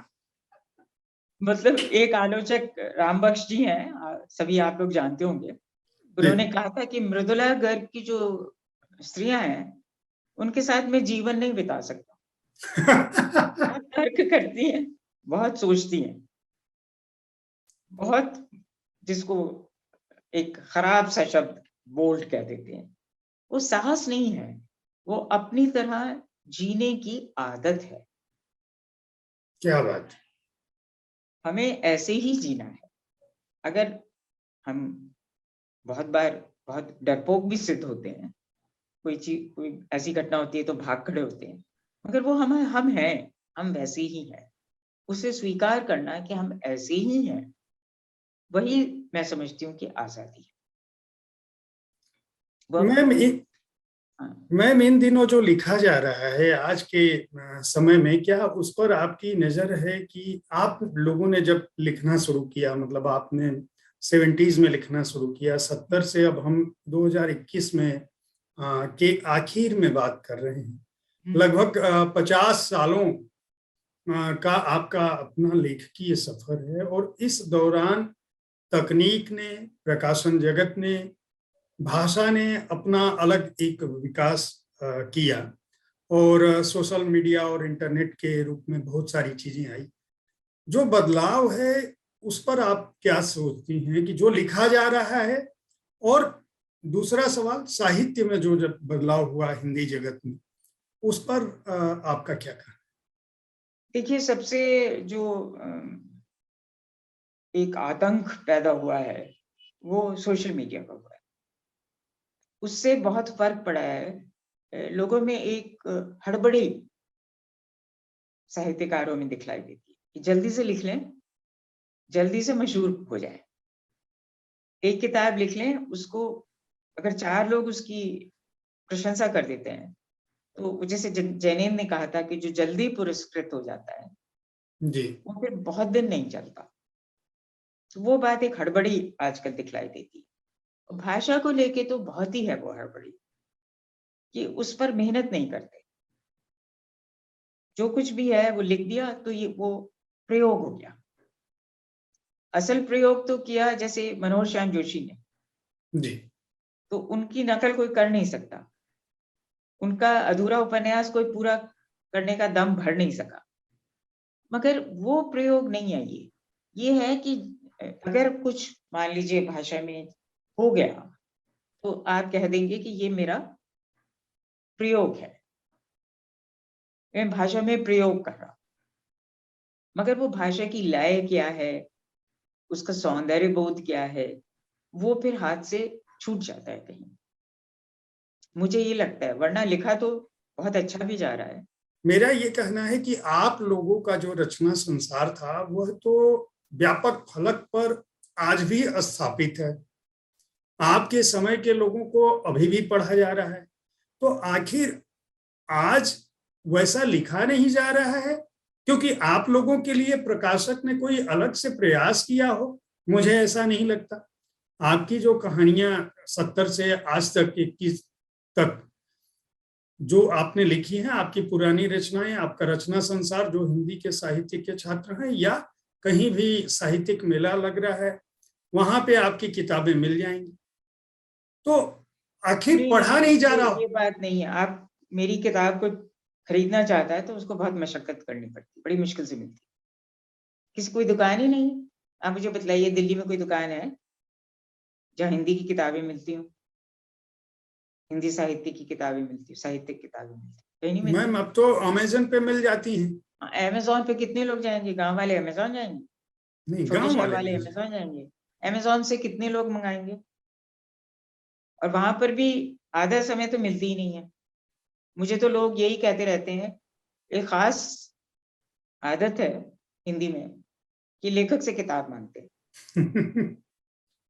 क्या आपके पास है? मैं कही मेरे पास तो है नहीं। किताब मिलती नहीं है। प्रकाशक से मँगाएँगे आप, अलग-अलग प्रकाशक से किताब मँगाएँगे, बड़ा मुश्किल का काम है। अमेज़न या क्या नाम है उसका? फ्लिपकार्ट। फ्लिपकार्ट। हाँ, फ्लिपकार्ट। वहाँ पर मिल जाती हैं, मगर कुछ किताबें मिल जाती हैं और उस वहाँ से कितने लोग मँगाते हैं? आप किताब की देखिए, आपको पहले किताब के बारे में पता होना चाहिए। हुँ?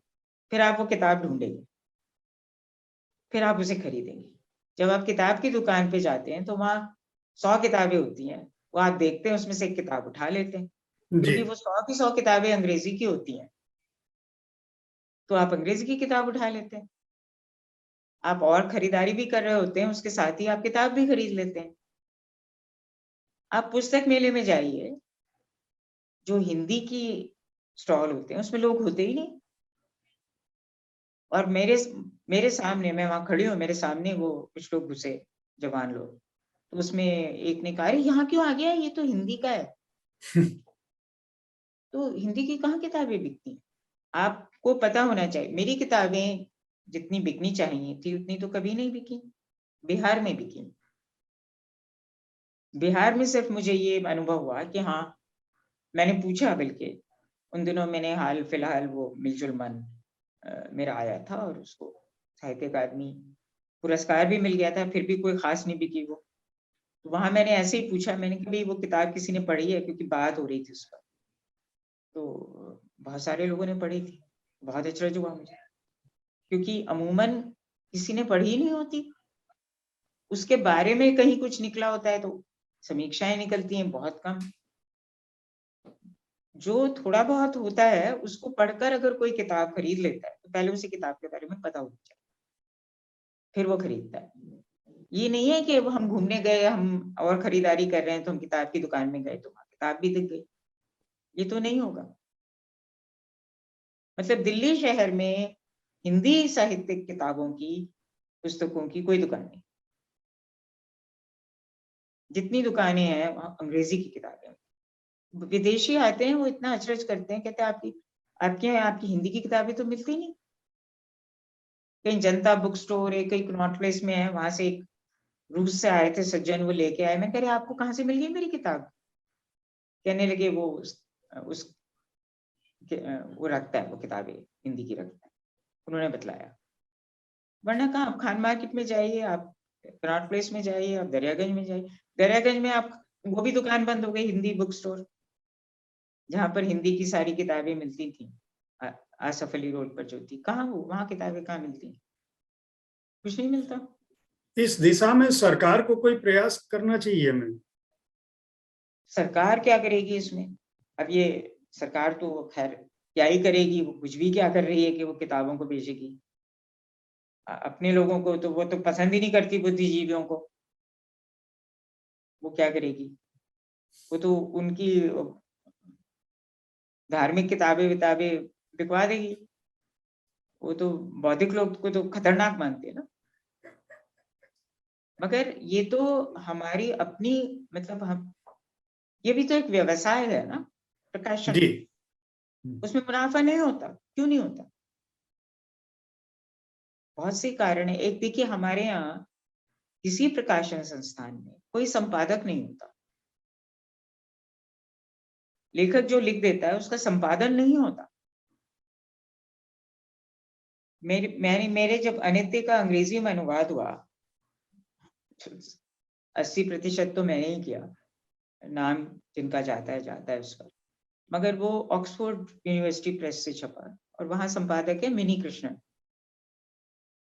तो इतनी बार तो मैंने उसे देखा, उतनी बार उन्होंने उसे देखा, फिर उसका संपादन वो करती रही। फिर आप यकीन नहीं करेंगे शायद कि आखिरी दिनों में वो मुझे फोन करती थी, और हर पंक्ति हम वो पढ़ के मुझे बोलती थी वो, फिर मैं उस पर बात करती थी, और इस तरह हम 2.5-3 घंटे मुतवातिर फोन पर रहते थे। फिर वो कहती थी, अच्छा माँ थक गई, कॉफी पी आइए। फिर उसके बाद हम, फिर इस तरह से हमने कोई 10-15 दिन एक एक पंक्ति उसकी जो अनुदित थी उस पर बात की, तब वो अनुवाद छपा। उसमें हमारा मतभेद भी हुआ 1-2 बार, और फिर अभी भी मुझे लगता है कि एक जगह मुझे हथियार नहीं डालने चाहिए थे। मैंने मान ली उनकी बात। मगर वो उस तरह से मेहनत करके, वो जो संपादक होता है, अब मैं कुछ लिखती हूँ तो मैं लिख देती हूँ, मगर मैं बहुत चाहती हूँ कि उसका संपादन हो, मगर वो नहीं होता। वो अच्छा है बुरा है ये बतला देंगे आपको, छोटा कर दीजिए, मगर यहाँ से कहाँ से क्या करना है, कोई संपादित तो होती नहीं कोई किताब। मतलब उस तरह का संपादक जो उतना ही साहित्य को जानता हो जितना कि लेखक जानता है, उस तरह का संपादक तो होता नहीं कोई। इतने पैसे दे के कौन संपादक रखता है? कोई किसी प्रकाशन संस्थान में नहीं होता। एक जमाने में होते थे, फिर अब तो बिल्कुल ही नहीं होते। तो मैं उसमें कुछ भी उस पर जो जो एक व्यवसाय में आप करते हैं, एक विभाग होता है कि भी प्रचार पर खर्च होगा, एक उसकी कवर बनाने में, उसका संपादन करने में, और फिर लेखक से मुतवातिर, लेखक बहुत अकेला होता है। लेखन एक ऐसा कर्म है जो आपको अकेला छोड़ देता है। उसको उस वक्त जरूरत होती है कि एक संपादक हो, प्रकाशक भी हो और संपादक हो उसके भीतर। तो वो नहीं होता। आप किसी दोस्त से पढ़वा लेते हैं, वो कोई अटरम शटरम राय दे देता है उस पर, आप सोशल मीडिया पे डाल देते हैं कहानी, उस पे 3000 लाइक्स आ जाते हैं, उससे बात नहीं बनती। ये एक उसका पहलू है। मगर उससे बड़ा पहलू तो ये है कि लोग जो आजकल के जवान लोग हैं वो ना हिंदी बोलते हैं ना हिंदी पढ़ते हैं। जो अब पीढ़ी आ रही है, मैं तो कई बार मैं अपने पार्क में घूमने गई थी तो मैंने एक जवान जोड़े से कहा, मैंने कहा आप अपने बच्चे से ऐसे बात क्यों कर रहे हैं जैसे वो आपका अंग्रेज अफसर हो।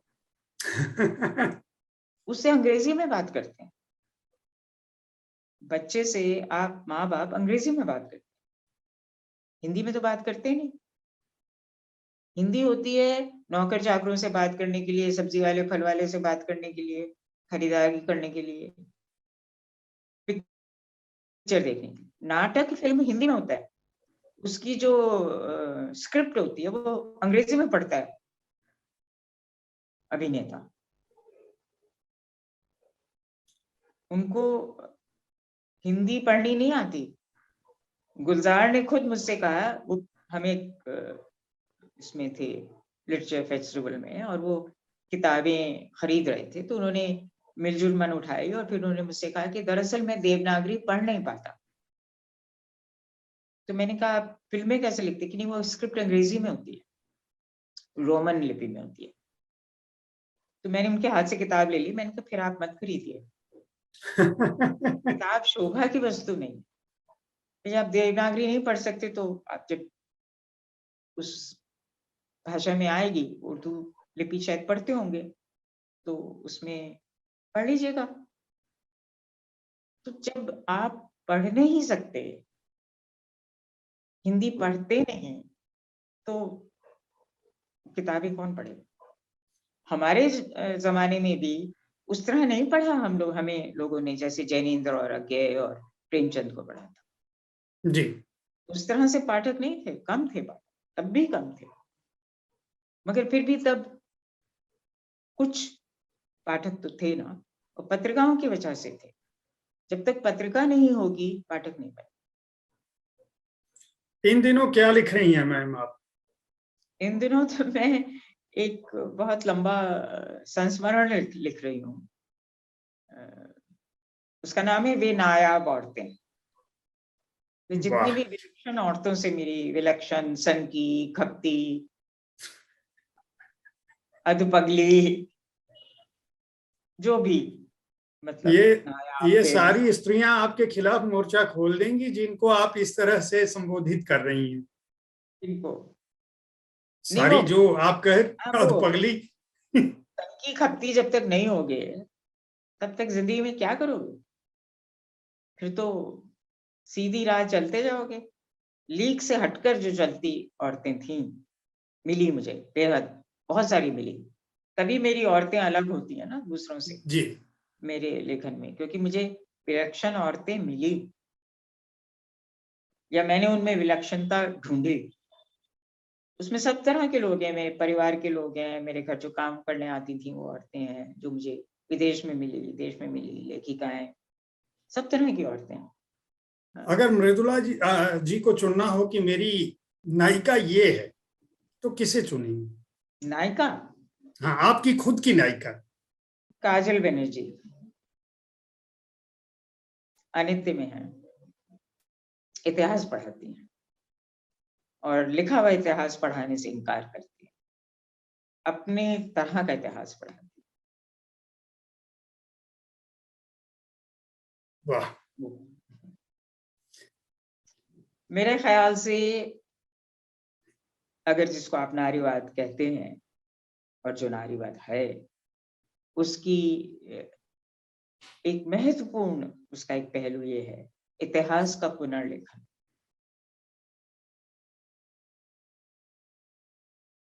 और दूसरा, उसमें उसी अनित्य में एक और किरदार है जो एक तवायफ की बेटी है और डॉक्टर बनती है, और संगीतकार तो है ही, डॉक्टर बनती है वो। तो तवायफों के बारे में बहुत लिखा गया है, तवायफ की बेटी के बारे में किसी ने नहीं। वो शोषित है, ये सब तो लिखा है, मगर वो क्या बन सकती है जिंदगी में बिना माँ को तिरस्कृत किए। माँ के लिए उसके मन में अपार स्नेह, श्रद्धा है, और वो बनती डॉक्टर। वो ये दो किरदार मैं समझती हूँ इसको कह सकते हैं हाँ कि ये नारीवाद इनमें झलकता है। मैं अपने दर्शकों को बता दूं कि मृदुला गर्ग जी से हमारी यह बातचीत आज दूसरे दिन भी जारी है। कल हमारी बात अधूरी रह गई थी, इसलिए कुछ सवाल मैं आज करूंगा। मैम, आपका फिर से बहुत बहुत स्वागत है। नमस्कार। नमस्कार जी, कल हमने आपसे यह जानना चाहा था कि आपकी जीवन यात्रा कैसी रही, उनमें वरिष्ठ साहित्यकारों से जो आपके अनुभव थे, जो उनके संस्मरण थे, जो आपके समय का लेखन जगत था, जो आपकी लेखकीय प्रतीति और जो लेखकीय योगदान था हमारे साहित्य जगत में, था क्या है, उसके बारे में बात की थी। आज मैं ये जानना चाहूंगा कि जो समकालीन साहित्य है या आपके जो समकालीन रचनाकार हैं, उन्होंने हिंदी साहित्य जगत को किस रूप में प्रभावित किया और आप उन्हें किस रूप में देखती हैं, उनके लेखे को? जी जी। सबसे पहले तो मैं ये कहना चाहती हूँ कि जब हम पीढ़ियों की बात करते हैं तो उसमें उम्र से कुछ फर्क नहीं पड़ता। जी फर्क इस बात से पड़ता है कि आपने कब लिखा। जी तो आपकी उम्र का आदमी भी आपका समकालीन हो सकता है और आपसे बहुत छोटी उम्र का भी आपका समकालीन हो सकता है। और फिर दरअसल लेखन के काल से भी उतना फर्क नहीं पड़ता, क्योंकि आप अब लिख सकते हैं और 20 साल बाद भी लिख सकते हैं। जी जी और एक ही वक्त में दो बिल्कुल 20-30 साल के फर्क से जो लोग जी रहे हैं, जिनकी उम्र के बीच 20-30 साल का अंतर है, वो समकालीन लेखक हो जाते हैं, क्योंकि वो समय में लिख रहे होते हैं और उनका कथ्य भी बहुत अलग नहीं होता। तो खैर, ये तो एक प्रस्तावना थी, क्योंकि मैं ये कहना चाहती हूँ कि मैं अपनी पीढ़ी के लोग, मुझसे वरिष्ठ लोग, मुझसे आगे की पीढ़ी के लोग, इनके बीच में बहुत फ़र्क कई बार कर नहीं पाती हूँ। जी खैर, जहाँ तक सवाल अपने वरिष्ठ लेखकों का है, जैसे जैनेंद्र, अज्ञय या अन्य ऐसे लोग, उनके बारे में तो मैं लिख भी चुकी हूँ, पिछली बार बात भी की थी। जी मेरे समकालीन जो हैं, उनमें जिसने सबसे ज़्यादा प्रभावित किया, जिनको एक तरह से मैं गुरु मानती हूँ, हालाँकि हमने एक-दूसरे से कहा नहीं, इसलिए अंगूठा देने की नौबत नहीं आई। तो वो मनोज श्याम जोशी हैं। और वो इसलिए मानती हूँ क्योंकि मेरे मन में हमेशा से ये भाव था कि साहित्य की जो विशिष्ट प्रकृति है, विशिष्ट भाव है, वो ये है कि वो परकाया प्रवेश करता है। जी जो लेखक है वो खुद को एक तरह से मिटा देता है, अपनी हस्ती को मिटा देता है और किरदार में प्रवेश कर जाता है। इस हद तक कि लोग किरदार में लेखक को देखने लगते हैं। और बहुत बार ये आपने सुना होगा, कहते हैं लोग कि भई ये इसका ही जीवन है, जी ये इसने ही जिया है, और मानकर चलते हैं कि भई ये आप ही का जीवन है। तो इसको स्वीकार करना कि मैं ही दूसरा हूँ, ये मैंने जोशी जी पर जब लिखा था तब यही उसका उन्वान था, वो जो खुद दूसरा था। उनका कहना था उनके लेखन में वैसे भी कि हर इंसान के अंदर एक दूसरा इंसान जीता है और वो इंसान आपको दुष्कर्म भी करने पर बाधित करता है और अच्छे कर्म करने के लिए जी आपको उकसाता है।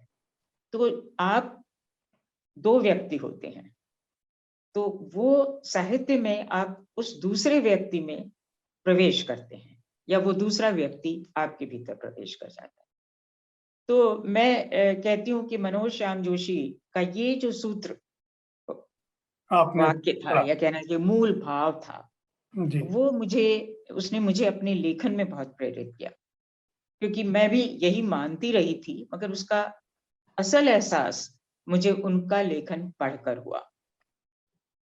और उस तरह मेरे समकालीन इस तरह थे कि 1980 में उनका वो अप्रतिम उपन्यास कुरु कुरु स्वाहा, जी जो संस्कृति से आध्यात्म तक जाता है और उसमें भाषा भी विखंडन करती चलती है, हर चीज का खुद अपना विखंडन करती है और एक ही व्यक्ति के अंदर 3 व्यक्ति, उसमें जीते हैं। जी।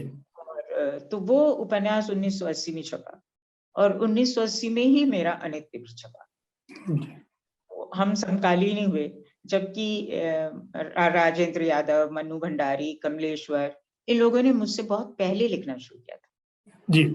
हालांकि मेरे साथ भी लिख रहे थे। मन्नू भंडारी का महाभोज भी शायद 1980 में ही छपा था। तो ये तमाम उपन्यास एक साथ छपे, मगर जोशी जी का निरंतर जैसे जैसे वो छपते रहे, मैं भी वैसे वैसे छपती रही। तो एक तरह से हम समकालीन बने रहे। और दूसरे जो लेखक जो जिनसे मैं बहुत प्रभावित थी, वो बिल्कुल विपरीत थे मनोहर श्याम जोशी के, और वो जगदम्बा प्रसाद दीक्षित, जो कि घोषित मार्क्सिस्ट थे, नक्सलाइट थे, जेल में रहे आपातकाल के दौरान।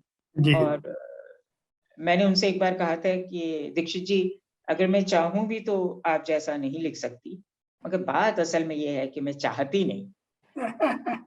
और उन्होंने भी मुझसे ये कहा था कि मृदुला, बहुत सी चीजों में मेरा मतभेद है तुमसे, जहां तक विचार और खासकर विचारधारा का सवाल है, मगर मैं तुम्हारा लेखन पता नहीं अनचाहे पसंद करता हूँ।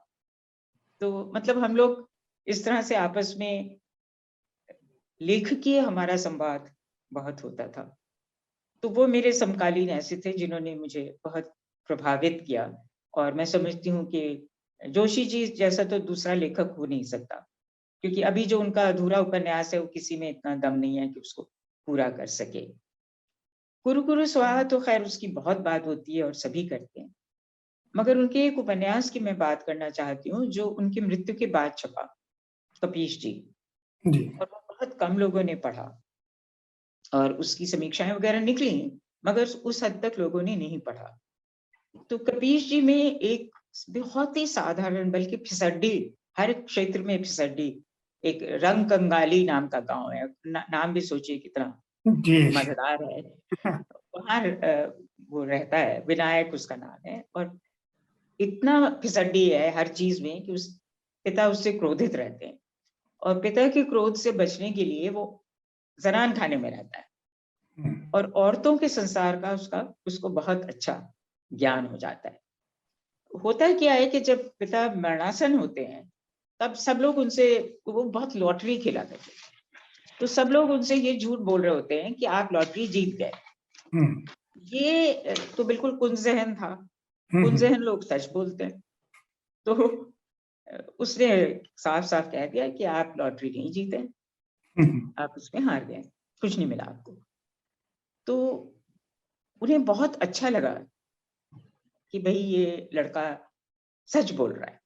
और उसके बाद लोग बाग रो रहे थे, दुनिया भर का रोना कल्पना उन्होंने मचा रखा था कि भाई वो पता ही था कि मृत्यु के पास है।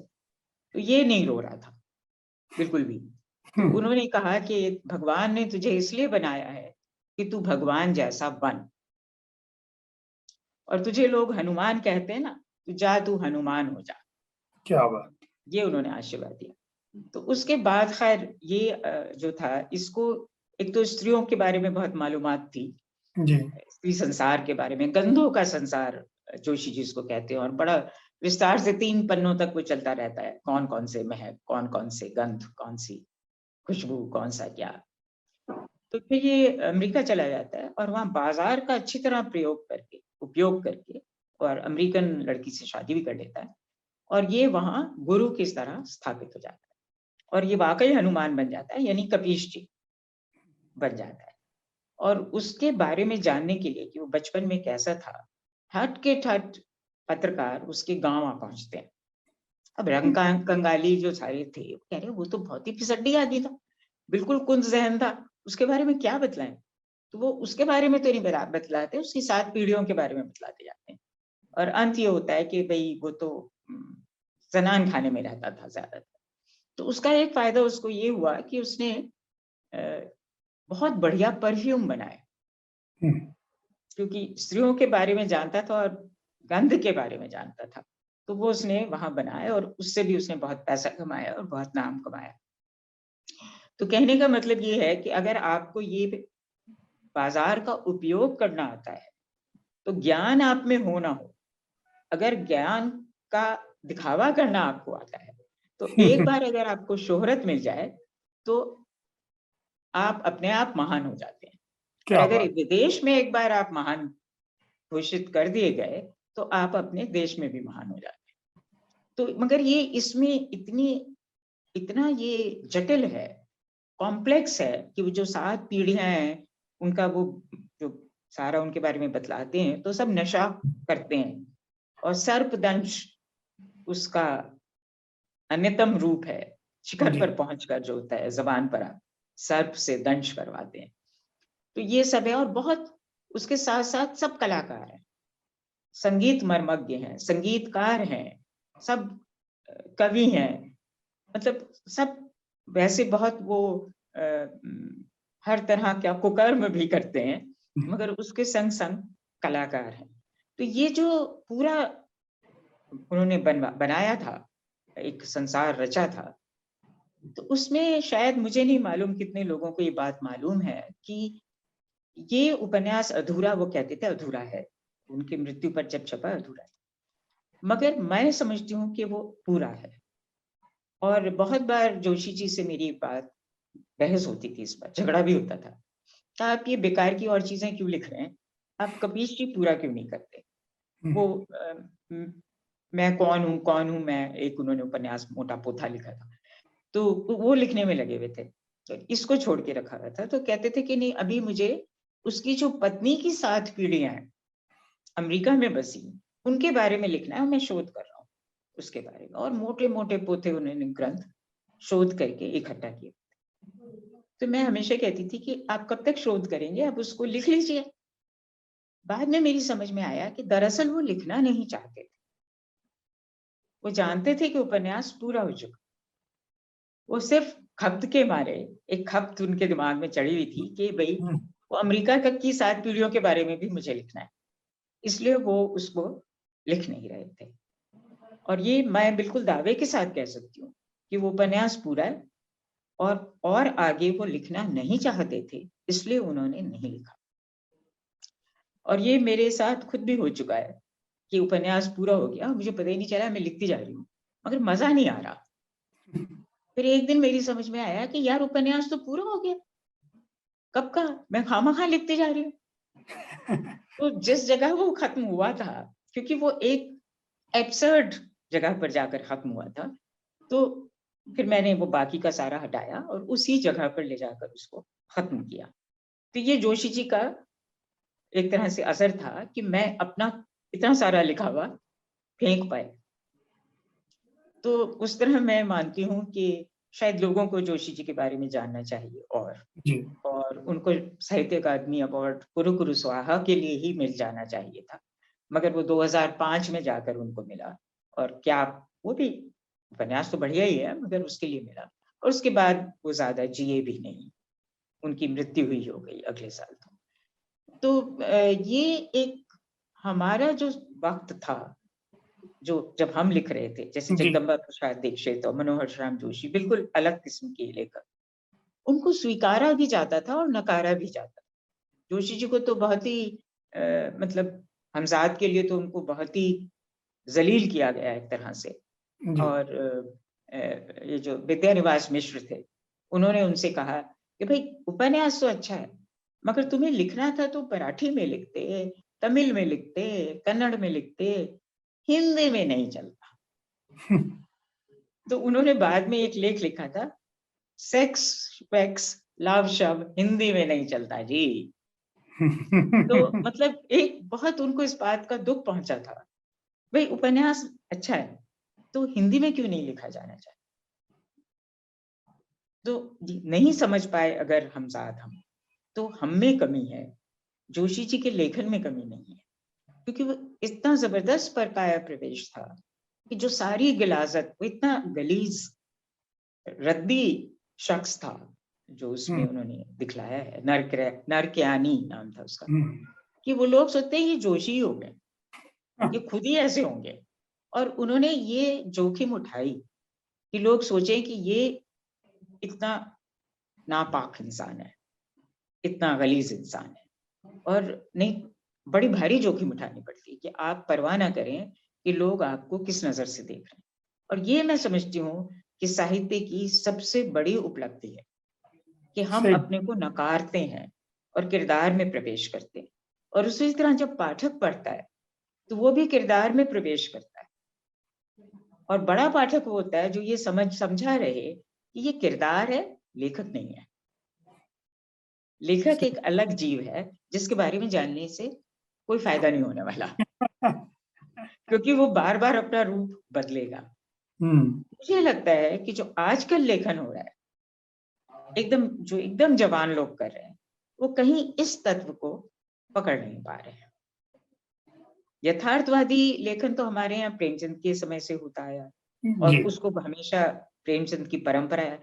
जोशी जी की तो परंपरा बन नहीं सकती, क्योंकि जब उनकी तरह कोई लिख ही नहीं सकता तो जी। परंपरा कैसे? इसका ये मतलब नहीं है कि प्रेमचंद की तरह लिख रहे हैं ये लोग, मगर जैसे ही यथार्थ के बारे में लिखते हैं, वो सोचने ये लगते हैं कि हम प्रेमचंद की तरह लिख रहे हैं। तो ये मुझे लगता है बहुत बड़ा दुर्भाग्य है जी। प्रेमचंद का, कि उन्होंने इतना कॉम्प्लेक्स लिखा, इतना उन्होंने बहुआयामी किरदार पैदा किए, इतना ऐसे उपन्यास लिखे, मगर सिर्फ यथार्थ को पकड़कर जो लोग लटक लेते हैं, वो सोचते हैं कि हम प्रेमचंद की परंपरा में।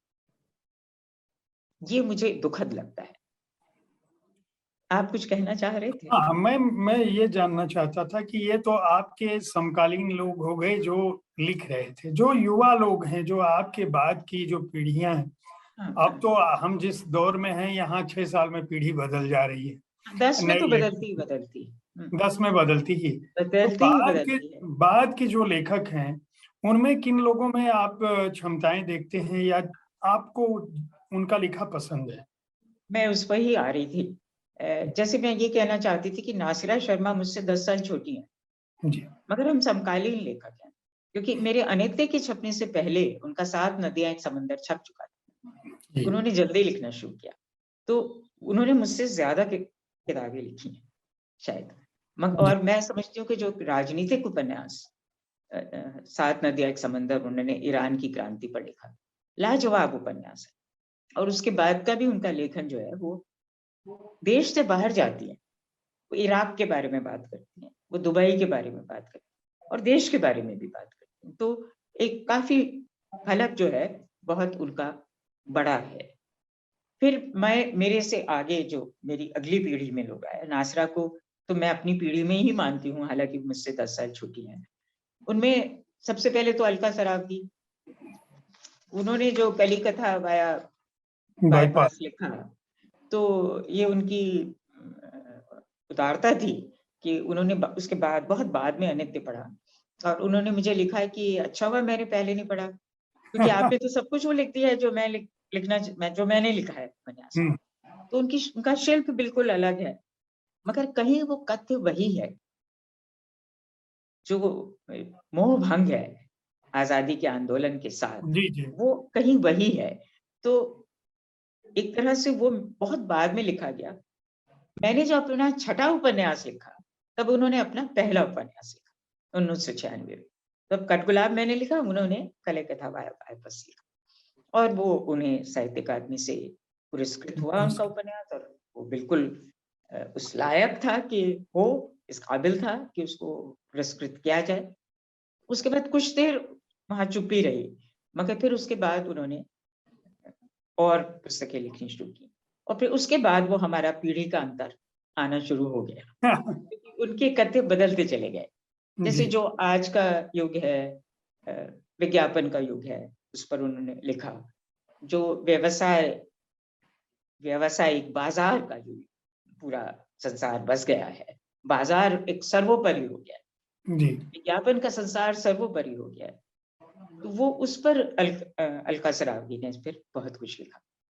मगर अभी फिर एक मजे की बात ये हुई कि मैंने एक उपन्यास अंग्रेजी में लिखा था, लास्ट ईमेल, और उसमें वो पूरा उपन्यास ईमेल के माध्यम से है, उसमें और कुछ होता ही नहीं। दो जन एक दूसरे को ईमेल लिखते हैं, और सारा संबंध, इतिहास, राजनीति, सब पर चर्चा भी, सब घटित भी उसी के माध्यम से होता है। और 40 साल पहले वो प्रेमी रह चुके हैं, और 40 साल बाद वो ईमेल के माध्यम से मिलते हैं। तो ये एक मतलब मिलने के बाद, ईमेल में मिलने के बाद लोग प्रेमी बनते हैं, ये उल्टा है, विपरीत। अलका ने भी एक उपन्यास लिखा उसी समय, सच्ची झूठी झूठी गाथा। उसमें भी वो वर्चुअल वर्ल्ड के माध्यम से जो प्रेम करते हैं या जो भी करते हैं, वो इतना उनका जाहिर नहीं होता, इतना खुलेपन से नहीं वो कह पाती उसको। उन्होंने कहा भी उतना साहस नहीं मैं कर पाई, मगर वही है। तो बड़ी अजीब बात है, एक समय में दो लेखिकाएं एक ही जैसी विषय पर, एक ही करीब करीब एक जैसे शिल्प से लिखें, तो फिर हम समकालीन हो गए। 1996 में हम, मेरा 1980 का लिखा जो था वो 1996 में उनके भीतर कहीं उगा, और अब हम 2017 में आके, ये 2017 में छपे थे, तो हम फिर से समकालीन हो गए। तो अलका सरावगी एक बड़ी लेखिका है, मैं मानती हूँ। और फिर गीतांजलि श्री, उनमें बहुत उन्होंने जो पहला उपन्यास उनका माई था, वो दूसरी तरह का था। उसके बाद उन्होंने हमारा शहर उस बरस, जो दंगों पर था। उसके बाद मैंने देखा कि दंगों पर बहुत लिखा जा रहा है। हमारी पीढ़ी में असगर वजाहत ने शुरुआत की उसकी लिखने की, उसके बाद करीब करीब सभी लोग, क्योंकि वो सच्चाई है आजकल, आज की ये हिंदू मुस्लिम दंगे हो रहे हैं, फिर सिख नरसंहार हुआ दिल्ली में, गुजरात में इतना बड़ा दंगा हुआ, तो उस सबसे प्रेरित होके बहुत लोगों ने दंगों पर लिखा, और शायद वहीं से एक कड़ी निकली कि कश्मीर पर लिखा गया। कश्मीर पर चंद्रकांता तो वो मेरी पीढ़ी की है, मेरी समकालीन है, वो लिखती ही रही, कश्मीर पर ही लिखती रही। उन्होंने इतना मोटा ग्रंथ लिखा, कथा सतीसर, उस पर। उसके पहले वो बहुत ही खूबसूरत एक उपन्यास ऐलान गली जिंदा है, उस पर लिख चुकी थी, और कहानियां तो पता नहीं 100 से ऊपर उन्होंने कश्मीर पर लिखी, विस्थापन पर, निर्वासन पर। तो निष्कासन, निर्वासन, विस्थापन, ये एक और ऐसा एक थीम बनी जिस पर अनेक लेखकों ने लिखा। अखिलेश की तो उपन्यास का नाम ही निर्वासन है। तो वो पलायन है, गांव से पलायन, गांव से निष्कासन, जिसके बारे में जगदम्बा प्रसाद दीक्षित पहले लिख चुके थे। वो मशहूर तो अपने मुर्दाघर के लिए हैं, मगर उनके दो उपन्यास हैं, इतिवृत्त और अकाल। मैंने दीक्षित जी को लिखा था कि ये एक ही उपन्यास है, आप एक उत्तरार्थ है अकाल इतिवृत्त का, वो आपने पहले लिख लिया, और बहुत बरसों बाद जब वो घट चुका था तब आपने अकाल लिखा।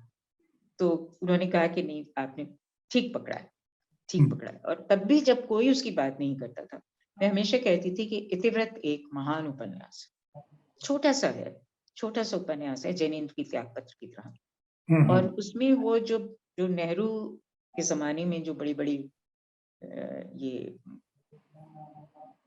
संयंत्र लगे, बड़ी कंपनियां, बड़ी फैक्ट्रियां लगी, बड़े उद्योग लगे, उससे जो असर गांवों पर हुआ वो उससे शुरू होता है, और वही निष्कासन उसका कथ्य भी है, और किस तरह से गांव का विघटन हुआ, और गांव का विघटन फिर ये एक थीम बन गई जो बराबर जिस पर लोग लिखते रहे।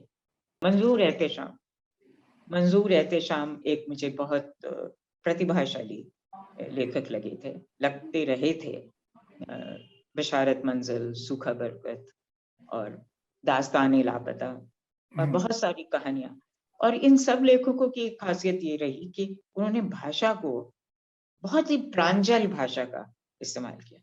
हिंदी भी जानते थे, उर्दू भी जानते, दोनों भाषाओं को वो उनका अख्तियार था उस पर, बहुत अच्छी तरह उसका, जिस तरह कहते हैं, उन्होंने प्रयोग किया, उसको मिलाकर जोड़कर रखा, जो प्रेमचंद करते रहे थे अपने जमाने में।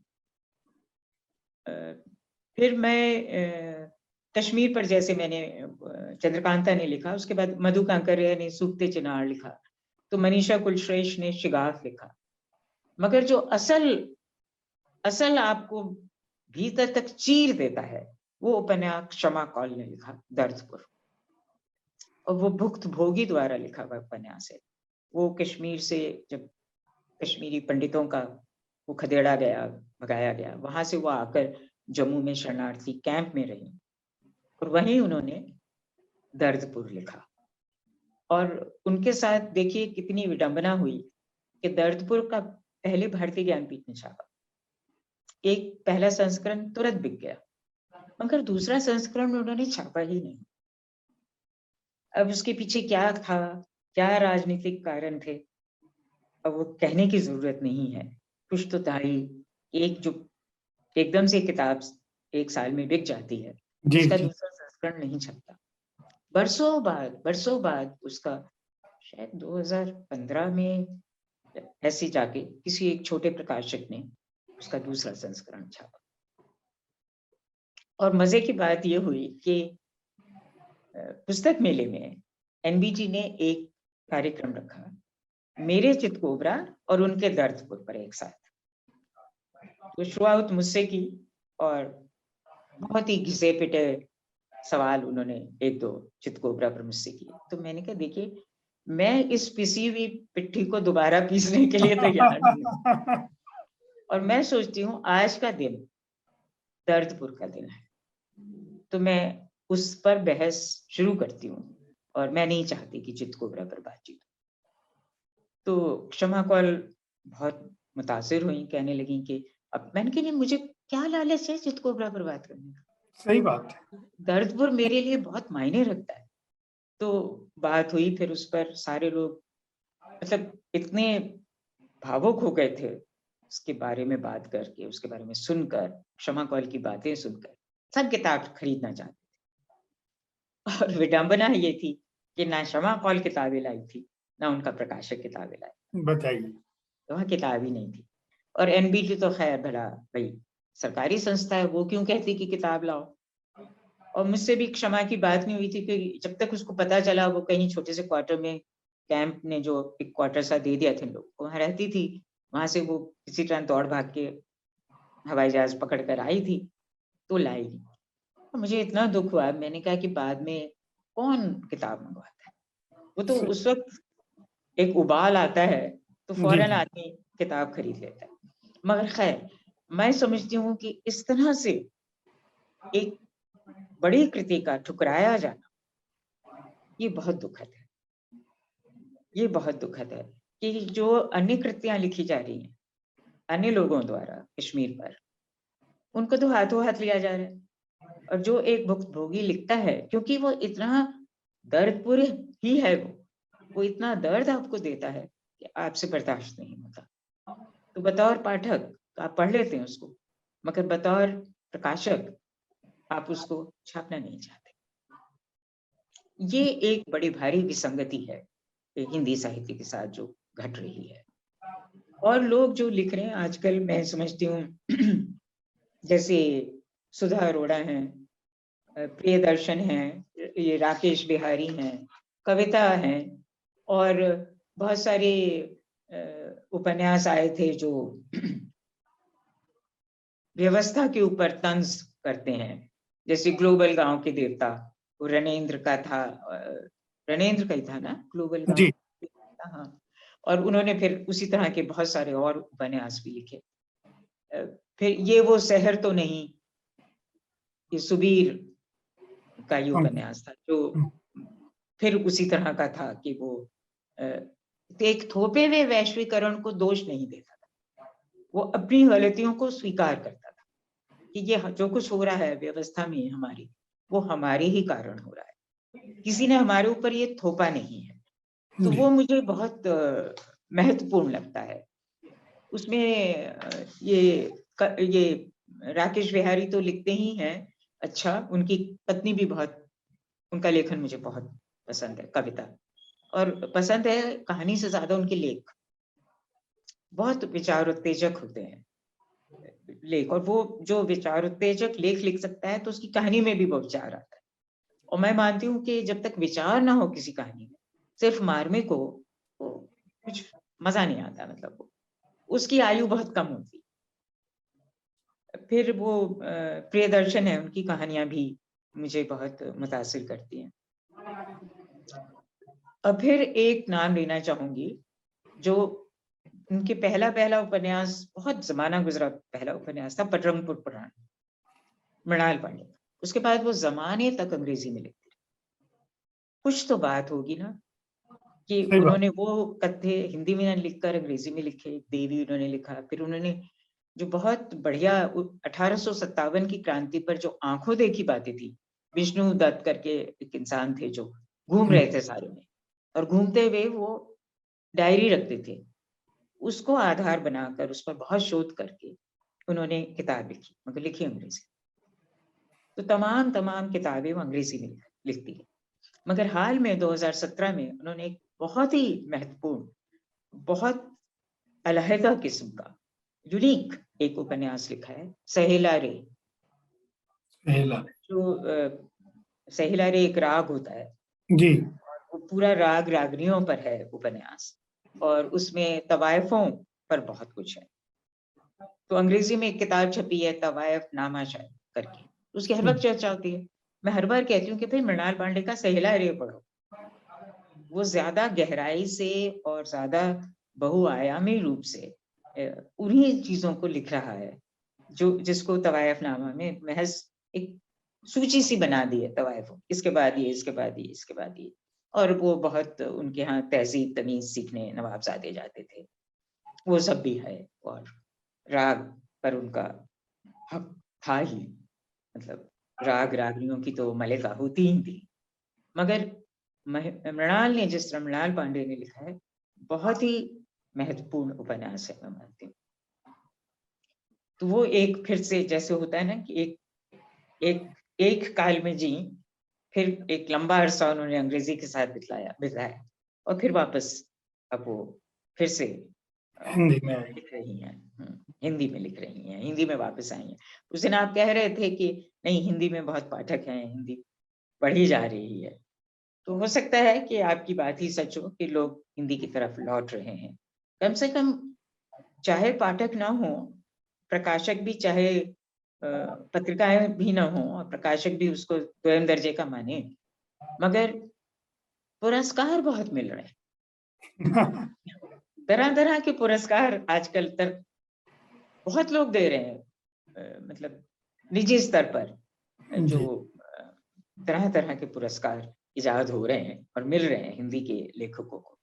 तो शायद उससे कहीं पाठक भी सोचे भाई इसको पुरस्कार मिला है, कम से कम ये किताब तो पढ़ लें तो हमारे पाठक भी बढ़े। तो ये मैं, कुछ नाम तो छूट ही गए होंगे, मगर फिर भी मैं समझती हूँ कि जिन लोगों को मुझे जिनका लेखन महत्वपूर्ण लगता है उनका नाम मैंने लिया है। बाकी तो फेसबुक के लेखक है काफी हद तक। एक दूसरी बात जो हुई है वो विवरण देने की बहुत एक आदत बन गई है हिंदी लेखकों की। उपन्यास में इतने विवरण देते हैं, इतने विवरण देते हैं, भाई यथार्थ का वो भरता ही बना देते हैं। और शायद उनका ख्याल है कि विवरण देने से वो आत्मीयता आती है उसमें, कि आप उससे एकात्म हो सकते हैं, कि आप उसको बहुत डिटेल में बतलाते हैं, ऐसे हुआ ऐसे हुआ। मगर ऐसा नहीं होता। आप बतलाएं कि एक शादी में ये हुआ। अभी सभी ने शादी देखी होती है, सबको पता होता है शादी में क्या होता है। तो उतने विवरण जो हैं वो आपको बांधते नहीं है, कम से कम एक बौद्धिक पाठक को तो नहीं बांधते। वो उसके भीतर जाना चाहता है, जो सब आप विवरण दे रहे हैं उसके भीतर क्या है, उसके मूल में क्या है, उसके मर्म में क्या है, वो जानना चाहता है। मुझे आजकल ये, अगर छोटा सा होगा उपन्यास तो ठीक है, जैसे ही उसकी पृष्ठ संख्या बढ़ी, आप मान कर चलिए कि उसमें विवरणों की बाढ़ आई हुई हो। ये मैं कहती हूँ इससे बचो। मैं तो खैर खुद, मेरी कमजोरी है कि मैं बहुत बड़ा उपन्यास तो मैं लिख ही नहीं सकती। मेरा कोई उपन्यास 300 तक पहुंचा ही नहीं, शायद मिलजुल मन पहुंचा था 302 या कुछ। नहीं तो मैं दुनिया भर की बातें उसमें कहती हूँ, मगर वो पृष्ठ संख्या नहीं बढ़ती। तो ये शायद मेरी कमजोरी हो, नहीं तो मैं तो 1000 पृष्ठ का होना चाहिए वो उपन्यास, मगर होता नहीं। होता नहीं। और बहुत सारे मेरे समकालीनों के नाम तो छूटे ही होंगे, मगर उनकी पूरी फहरिस्त गिनाऊंगी तो बहुत ज्यादा हो जाए। नहीं, ये एक बात अच्छी लगी मैम आपसे बात करके कि आपने अपने समकालीन या बाद की पीढ़ी के जो कथाकार हैं, समकालीन लेखकों पर जो एक सवाल होता है, आपने उसको एक नया संदर्भ दिया। आपका ये मानना है कि जो लोग लगातार लिख रहे हैं वो किसी भी पीढ़ी के होके समकालीन हो सकते हैं। हाँ, दूसरा ये कि आपने जो जिन लोगों को बताया, जिनके बारे में बात की, उनसे ज्यादा उनकी कृतियों की बात की। महत्वपूर्ण बात यह है कि हमारी चर्चा में हमारे श्रोताओं को, दर्शकों को इस बात का विवरण मिल सकता है कि वे किसी उपन्यास को सिर्फ लेखक से परे हटके उसके कथानक के तौर पर, उसकी विषय वस्तु के तौर पर भी उसको स्वीकार कर सकते हैं। ये आपने एक अच्छी बात कही और आपसे चर्चा करके हमें बहुत खुशी मिली और मैं इस बात के लिए आपको धन्यवाद ज्ञापित करता हूं कि आपने 2 दिन का वक्त निकाला हमारे लिए और हमारी चर्चा को एक दिशा दी।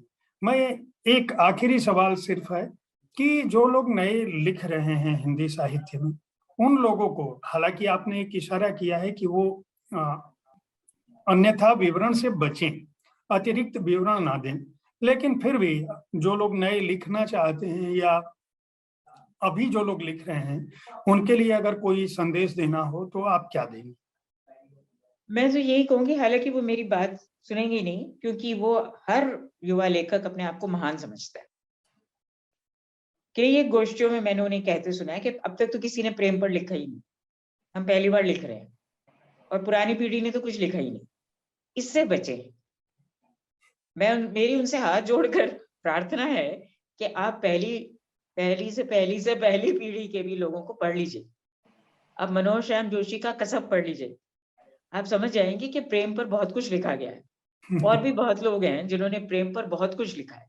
प्रेम पर ही नहीं, राजनीति पर, व्यवस्था पर, बाजार पर, सब पर सब कुछ लिखा जा चुका है। असल में नया कुछ नहीं होता, हम उसको एक नया रूप दे रहे होते हैं। हम उसमें अपना सच डाल रहे होते हैं। कोई एक सच तो है नहीं। जी, आप अगर 100 लेखकों को पढ़ेंगे, उनके 100 सत्य आप पढ़ेंगे, तब जाकर आप एक सत्य पर पहुंच पाएंगे। सबका अपना नजरिया होता है, तो उस नजरिए को बचा कर रखें। ये ना सोचें कि सिर्फ उन्हीं का नजरिया है।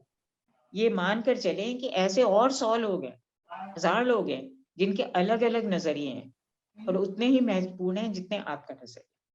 तो थोड़ा सा ये, मैं कहती हूँ, थोड़ा हड़बड़ी से बचें, धीरज से लिखें और भाषा पर ध्यान दें।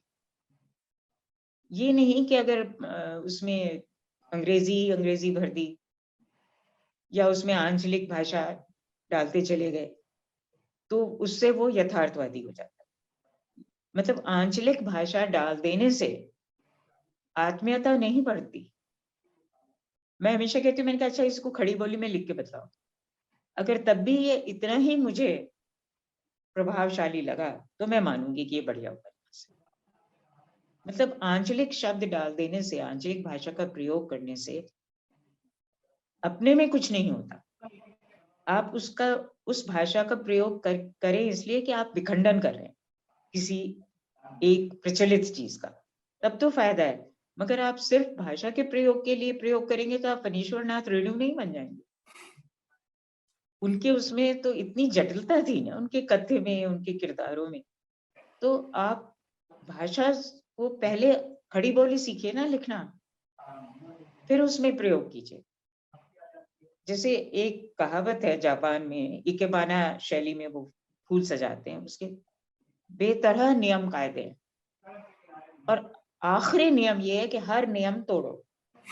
मगर वो कहते हैं कि तब तक आप नियम नहीं तोड़ सकते जब तक आप सारे नियमों की जानकारी ना ले लें। तो आपको उन सब सीढ़ियों पर चढ़ते चढ़ते ऊपर पहुंचना है।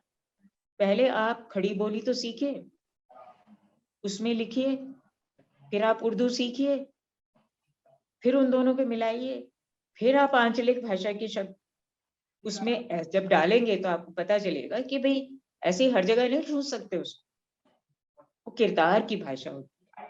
लेखक की मैं मानती हूँ कि अपनी कोई भाषा ऐसे नहीं होती, क्योंकि नहीं तो हर उपन्यास में एक ही भाषा हो, वो तो जी। होता नहीं। आप किरदार की भाषा लिखते हैं तो सबसे पहले आप किरदार में प्रवेश करना सीखिए। पाठक को भूल जाइए, आलोचक को भूल जाइए, बाजार को भूल जाइए। आप और किरदार तय कीजिए कि कौन ज्यादा महत्व रखता है, आप या किरदार। मैं मानती हूँ कि जैसे आप ज्यादा महत्वपूर्ण हुए, ये बड़े से बड़े लेखक पर लागू करता है, टॉल्स्टॉय पर भी लागू करता है। टॉल्स्टॉय जब एना कैरेनिना लिख रहे थे तो कृति ज्यादा महत्वपूर्ण थी, टॉल्स्टॉय कम। जब उन्हें रिसरेक्शन लिखा तो टॉल्स्टॉय ज्यादा महत्वपूर्ण बन चुके थे, इसलिए वो कृति उतनी प्रभावशाली नहीं बन पाई। क्या बात। अपने अहम को छोड़ो, अहम तो होता ही है लेखक में, अगर नहीं हो तो क्यों लिखेगा? वो सोचता है ना कि उसके पास देने के लिए कुछ है, मगर अहंकार नहीं होना चाहिए। अहम को आप दबाओ, थोड़ा नीचे लाओ, मगर रखो, उसको जिंदा रखो, क्योंकि आगे चलकर काम आएगा। मगर दूसरों को मान्यता दो, किरदार को ही मान्यता दे लो, अपने ही किरदार को, दूसरों को तो छोड़ो। तो अहम को छोड़ो, थोड़ा धीरज रखो, भाषा पर ध्यान दो, मांझो, चीजों को मांझो। ये मेरा कहना है, मगर वो कोई सुनेगा नहीं उसको। बहुत बहुत धन्यवाद मृदुला जी हमारे साथ बने रहने का। मैं अपने दर्शकों का भी धन्यवाद करूंगा और अगले हफ्ते ठीक इसी समय किसी न किसी एक शख्सियत के साथ आपसे रूबरू होऊंगा। उम्मीद है आज आपने मृदुला गर्ग जी के साथ हमारी 2 दिनों की हुई बातचीत को समझा होगा, परखा होगा। इसमें पाठकों के साथ, प्रकाशकों के साथ, हिंदी साहित्य के साथ समूचा एक युग समाहित है और नए लेखकों के लिए एक संदेश भी है। धन्यवाद। नमस्कार, धन्यवाद आपका।